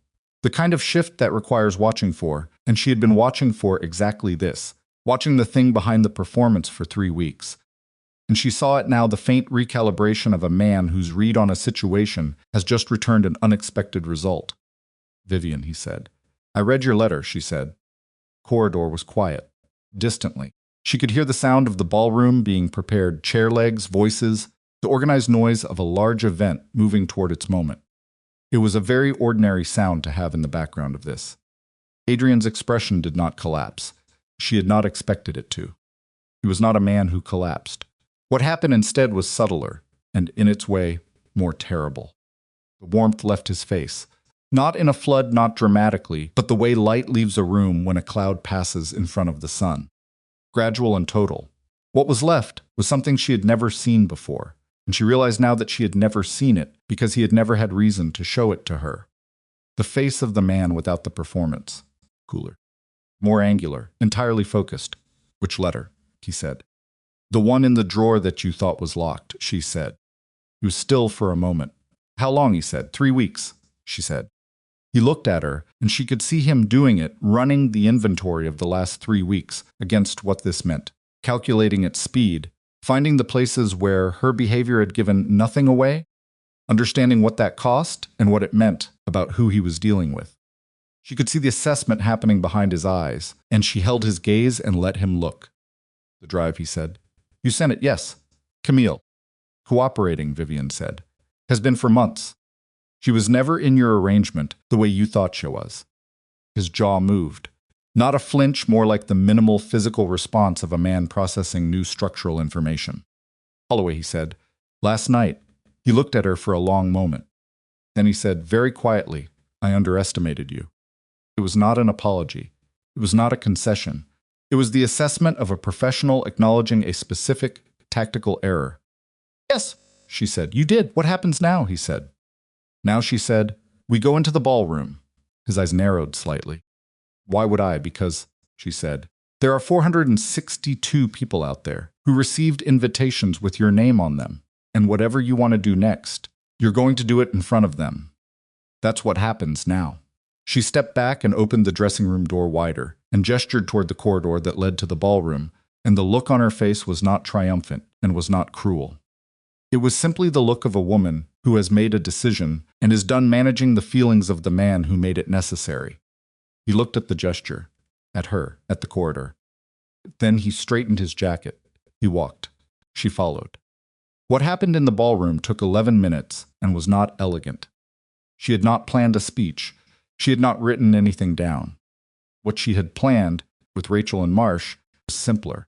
That she would walk into the room with him, that she would reach the altar, and that she would turn to the assembled guests before the officiant could begin, and that she would speak. And that when she spoke, the 4 federal agents positioned throughout the room would be able to see and hear clearly, and that Marsh, who was at the venue and positioned at the room's main entrance, would receive the signal and come in. She had not planned the specific words. She found them anyway. She walked down the aisle beside Adrian, not behind. Beside, and she watched the faces of the people she had known for 4 years, people who had accepted invitations to witness what they believed was the formalization of a love story. And she thought about what it meant to stand in front of 500 people and tell them that the story they came to witness was not the story they were going to get. At the altar, Adrian turned to face her. She turned to face the room. She said, I need to tell you something before this goes any further, and I need you to know that everything I'm about to say is something I have spent 3 weeks verifying, and that the people who need to hear it have already heard it through the proper channels, and that what is happening here today is not a wedding. The room was instantly, completely still, the quality of stillness that happens when 400 people stop breathing at exactly the same moment. She told them, not all of it, not the technical architecture, not the legal documents, not the names of the shell vehicles. She told them the shape of it. She told them that the man standing beside her had spent 4 years selecting her as a strategic partner, had engineered her professional and legal life to ensure that she could not leave, had orchestrated the destruction of a woman named Camille Rowan to protect his own financial crimes, and had documented, in a letter in a locked drawer, what he intended to do if she found out too soon. She said, the people who can tell you the rest of it are already here. Marsh came through the main doors. Adrian moved. He moved fast not toward the doors, toward her, with the specific directional choice of a man who has spent 3 weeks believing that this particular person was the controlled variable in his arrangement, and who is now, in the failure of that belief, reverting to the only lever he has left.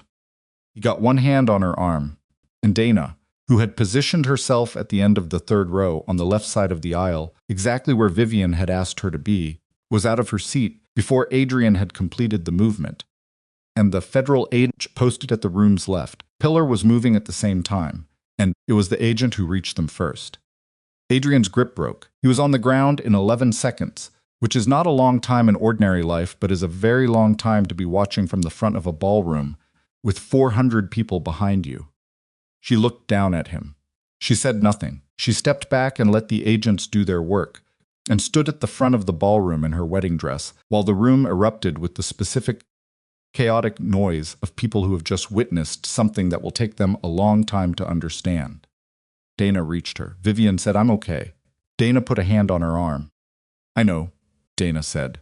The trial began 11 months later and lasted 6 weeks, and was covered extensively in the financial press, which found in it exactly the kind of story it likes: power and fraud, and a wedding used as cover, and a woman who had dismantled it from the inside. Vivian did not read most of the coverage. She read the verdict, which was what mattered. And the verdict was what Marsh had told her. It would be comprehensive, unambiguous. The result of the work done by investigators and attorneys, and one woman with a recording device and a borrowed lock tool, and the specific willingness to keep her face composed through 36 days of the most difficult performance of her life. Adrian received 12 years. Marcus, whose cooperation was offered immediately and comprehensively the moment the handcuffs were on, and who subsequently provided testimony that significantly strengthened 3 additional counts in the case, received a reduced sentence that still amounted to more than he had planned for when he was picking restaurants and topping off champagne glasses at rehearsal dinners. Gareth Holloway negotiated his cooperation before the trial began and received, in exchange for the documentation that locked the case, a sentence that his attorney was able to characterize as proportionate. He resigned from the bar 6 months later. Vivian did not feel strongly about Gareth Holloway in any direction. He had been a tool that Adrian used, and he had been afraid, and he had made choices out of that fear that he would spend years accounting for. That was between him and whatever accounting he could manage. Camille Rowan testified for 3 days. Vivian watched her on the second day, from the gallery, and Camille did not know she was there. She watched Camille answer questions with the reconfigured composure of someone who has been through a long and specific kind of hell, and has come out on the other side of it not unscathed but intact. And she thought about the coffee shop, and the blankness she had misread, and the way Camille had said, very simply, "Don't let him manage the ending." She had not let him manage it. After the second day of testimony, she went home to her apartment, not the apartment. She was long gone from that. Had broken the lease, with Rachel's legal assistance, within a week of the wedding that wasn't, and made herself tea, and sat at the kitchen table of the smaller, quieter space she had found 3 months after everything collapsed, and she wrote Camille a letter. Not long, not dramatic. She was done with drama in the formal sense, done with the sustained performance of it, with the months of navigating rooms where everything had subtext and every gesture was a tactical calculation. She was done with all of that, and what she wanted to write was simple. She wrote, "I want you to know that I watched you today. I want you to know that what you did, what you survived before I was part of any of this, alone, without anyone helping. I understand the size of it now, in a way I didn't when we were sitting across from each other in that coffee shop. You held it together when you had every reason not to. I don't know what that cost you, and I won't pretend to. I just wanted someone to say, I know what you did, and I know it mattered." She folded it. She addressed it through Rachel's office, which was the only address she had for Camille. She put it in the mail. 3 weeks later, a reply came. A single card, handwritten brief. Camille had written, "I know what you did too. Rest now." Vivian stood at her kitchen counter and held the card and thought about rest, which was not something she had been good at for a long time. The year of the investigation and the trial had hollowed out certain capacities. She was now slowly rebuilding the ability to sit with silence, without scanning it for meaning. The ability to eat a meal without rehearsing a conversation she might need to have. The ability to look at a man across a room and not immediately begin the process of reading what was behind his expression. That last one was coming back the slowest. She put the card in a drawer. Not a locked one. 6 weeks after the verdict, she registered her consulting firm as a standalone entity under her own name for the first time, removing the artifacts of Adrian's legal architecture that Rachel had spent months carefully unwinding. Co-signatory clause, the client contract guarantor language. The careful entanglement of a life that had been built to make her difficult to separate from a man who had selected her the way he selected investments for their utility, their profile, their strategic value within a larger structure. She signed the registration documents herself, at her own desk, with a pen she had bought herself from a shop she had wandered into alone. It was a small thing. It felt like something significant. She called her mother the evening after she filed the paperwork. Carol answered on the third ring in the way she always answered, slightly distracted. The background noise of a Phoenix afternoon, the television at a volume, Carol maintained was moderate, and Vivian maintained was not. They talked for 40 minutes about nothing in particular, which was its own kind of recovery. About Carol's garden, which was thriving in a way that felt almost aggressive in the Arizona heat. About Dana's youngest, who had started walking and was apparently committed to doing so toward every dangerous surface available. About a movie Carol had seen and wanted to discuss at a length that suggested it had affected her more than she was comfortable admitting directly. Vivian listened. She asked questions. She let her mother's voice fill the apartment, the way ordinary sound fills a space that has been too quiet.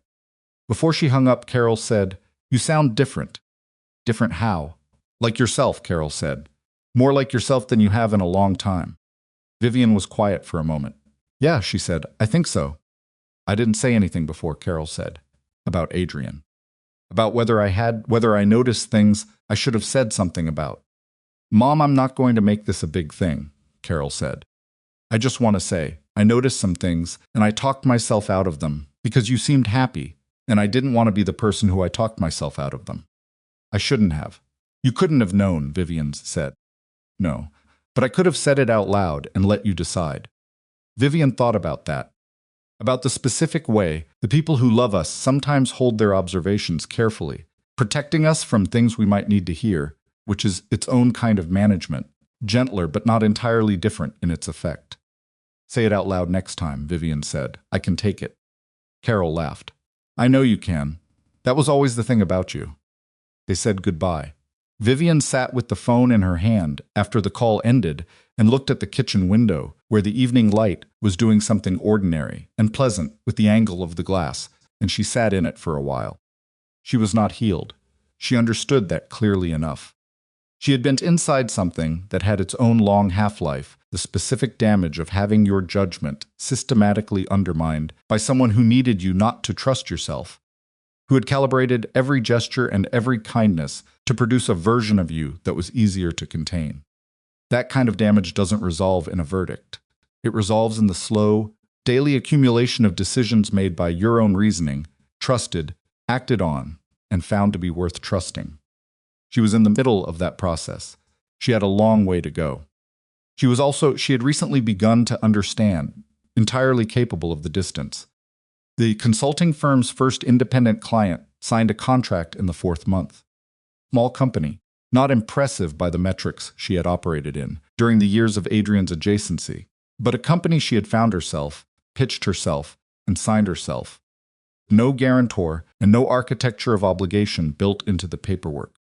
She went out to dinner alone the night the contract was countersigned, to a restaurant she had not been to with Adrian, at a table by the window, and ordered what she wanted, and ate it slowly, and watched the city outside, with the particular attention of someone relearning that the world is interesting without needing to be dangerous, that other people's faces in a restaurant window are just other people's faces, that the evening is just the evening.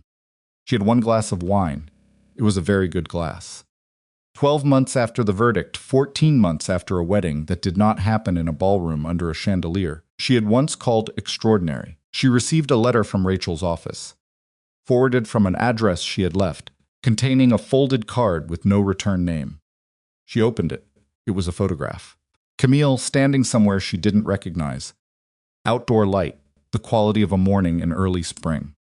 She was looking at the camera with an expression that was not quite a smile, but was the thing that comes before a smile, when a person has forgotten for a moment to hold their face in its necessary position and has allowed something underneath to surface briefly.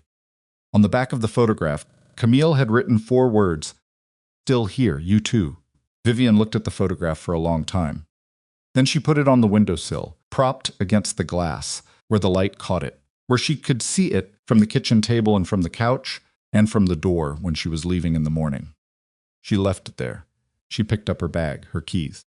The small, unremarkable tools of a day beginning without performance, without management, without the sustained effort of conducting herself through a life that had been built around her like a room with no door. She went out. The city was doing what cities do, loud and indifferent and full of people going toward things she would never know the details of, carrying their own weight in ways she would never have access to.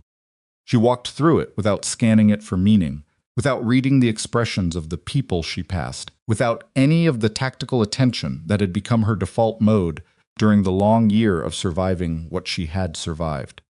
She walked because she was going somewhere. Her firm. Her desk. Her name on the registration documents. She had signed herself with a pen. She had bought herself in a shop she had wandered into alone. She went in. She sat down. She opened her laptop and began to work. Outside, the city continued. The light moved across the window the way it does indifferent to specific lives, available to all of them equally, asking nothing, offering the ordinary steady fact of itself to anyone willing to sit in it. She sat in it. She worked. And the morning, without drama or ceremony or a single witness, became the rest of her life. She did not mark the anniversary. The date came and went in the second year the way dates do, when you have deliberately refused to give them power quietly, without ceremony, absorbed into an ordinary Tuesday that had its own demands and its own small texture, and no particular interest in being significant. She had a client call at 9, a contract review at 11. Lunch at her desk because she had forgotten to plan otherwise, which was the kind of forgetting. That meant she was thinking about work, which meant the work was real, which was what she had wanted. She noticed the date at 2:17 in the afternoon, when she was refilling her coffee, and the number on her phone screen registered in the back of her mind the way a familiar street name registers when you're driving somewhere else. She stood at the kitchen counter of the office. She rented small, one room with a window that faced east and got good morning light, and held her coffee and noted the date and waited to see what it would do to her. It didn't do much, a kind of pressure behind the sternum. Not pains exactly. The specific physical memory of a year spent in sustained tension, surfacing briefly and then receding, the way an old injury makes itself known in certain weather and then goes quiet again. She drank her coffee. She went back to her desk. That evening she called Dana, not because of the date, or not only because of the date, but because Dana's youngest had recently discovered the word no and was deploying it with the comprehensive enthusiasm of someone who has just found the most powerful tool in the available vocabulary, and Dana had texted 3 days ago with a story about it that Vivian had been meaning to call about. Dana answered with the sound of controlled household chaos in the background, the specific acoustic signature of a home with young children in it, which Vivian had come to find oddly comforting, the noise of lives in their most ordinary operation. "Hold on," Dana said. Then away from the phone, "I said put it down, buddy. I mean it." Then back, "Sorry. He's got a spatula, and he's committed to it. Let him have it," Vivian said. "Pick your battles. That's what I keep saying." A door closing. Slightly quieter. "You okay?" "Yeah," Vivian said. "I just wanted to call." "I know what day it is," Dana said. "I know you do." A brief silence that was not uncomfortable, but was the kind that means two people are deciding how much to say. "I'm okay," Vivian said before Dana could decide. "That's actually what I'm calling to tell you. I noticed it, and I waited to see what it would do, and it didn't do much, and I thought you'd want to know that." She could hear Dana exhale, long and slow, the exhale of a person who has been carrying a worry and has just been given permission to set it down. "Good," Dana said. Good. They talked for 30 minutes. About the spatula incident and its resolution. About Carol's garden, which had apparently overtaken a previously neutral section of the neighbor's yard and was the subject of ongoing diplomatic negotiations. About a trip Dana was planning for the fall, small things. The actual texture of lives being lived in forward motion. When Vivian hung up, the apartment was quiet. She sat in the quiet and found that it was just quiet. Not the loaded silence of a space that belonged to a performance she was maintaining. Not the charged stillness of a bedroom where she was listening for a phone call at 1 a.m. Just the ordinary quiet of an evening ending in a space that was hers. She thought about the chandelier. She hadn't thought about it in months, and it arrived now without warning, the specific image of standing under it with a champagne glass she hadn't drunk from, watching 512 invitations leave a wedding planner's hands. The image was clear and it had no particular power over her, which was itself information. The things that had felt enormous in the living of them became, with enough distance, simply things that had happened. Not small, not erased, just past. Located in time with a before and an after, instead of filling all available space, the way pain does when it is current. She had a before and an after now. She was solidly in the after. She turned off the lights and went to bed and slept without fragments, without the monitoring alertness that had been her nervous system's default for so long that its absence had initially felt like its own kind of wrongness. She slept the way people sleep when they have used the day honestly fully, without performance, trusting the dark to simply be dark. In the morning, she got up and made coffee and stood at the east-facing window of her apartment and watched the light do what it did. Camille's photograph was still on the windowsill. Still here. You too. She looked at it the way she looked at it, most mornings briefly, without ceremony, the way you acknowledge the presence of something that has earned its place in a room. Then she picked up her bag and her keys and went out into the city, which was already in motion, already making its noise, entirely indifferent to the specific history of the woman walking through it and entirely available to her anyway. She went to work. She did the work. And outside the east-facing window, the light moved across the morning, the way it always had, steady, indifferent, generous, asking nothing, there, for whoever was willing to sit in it and begin.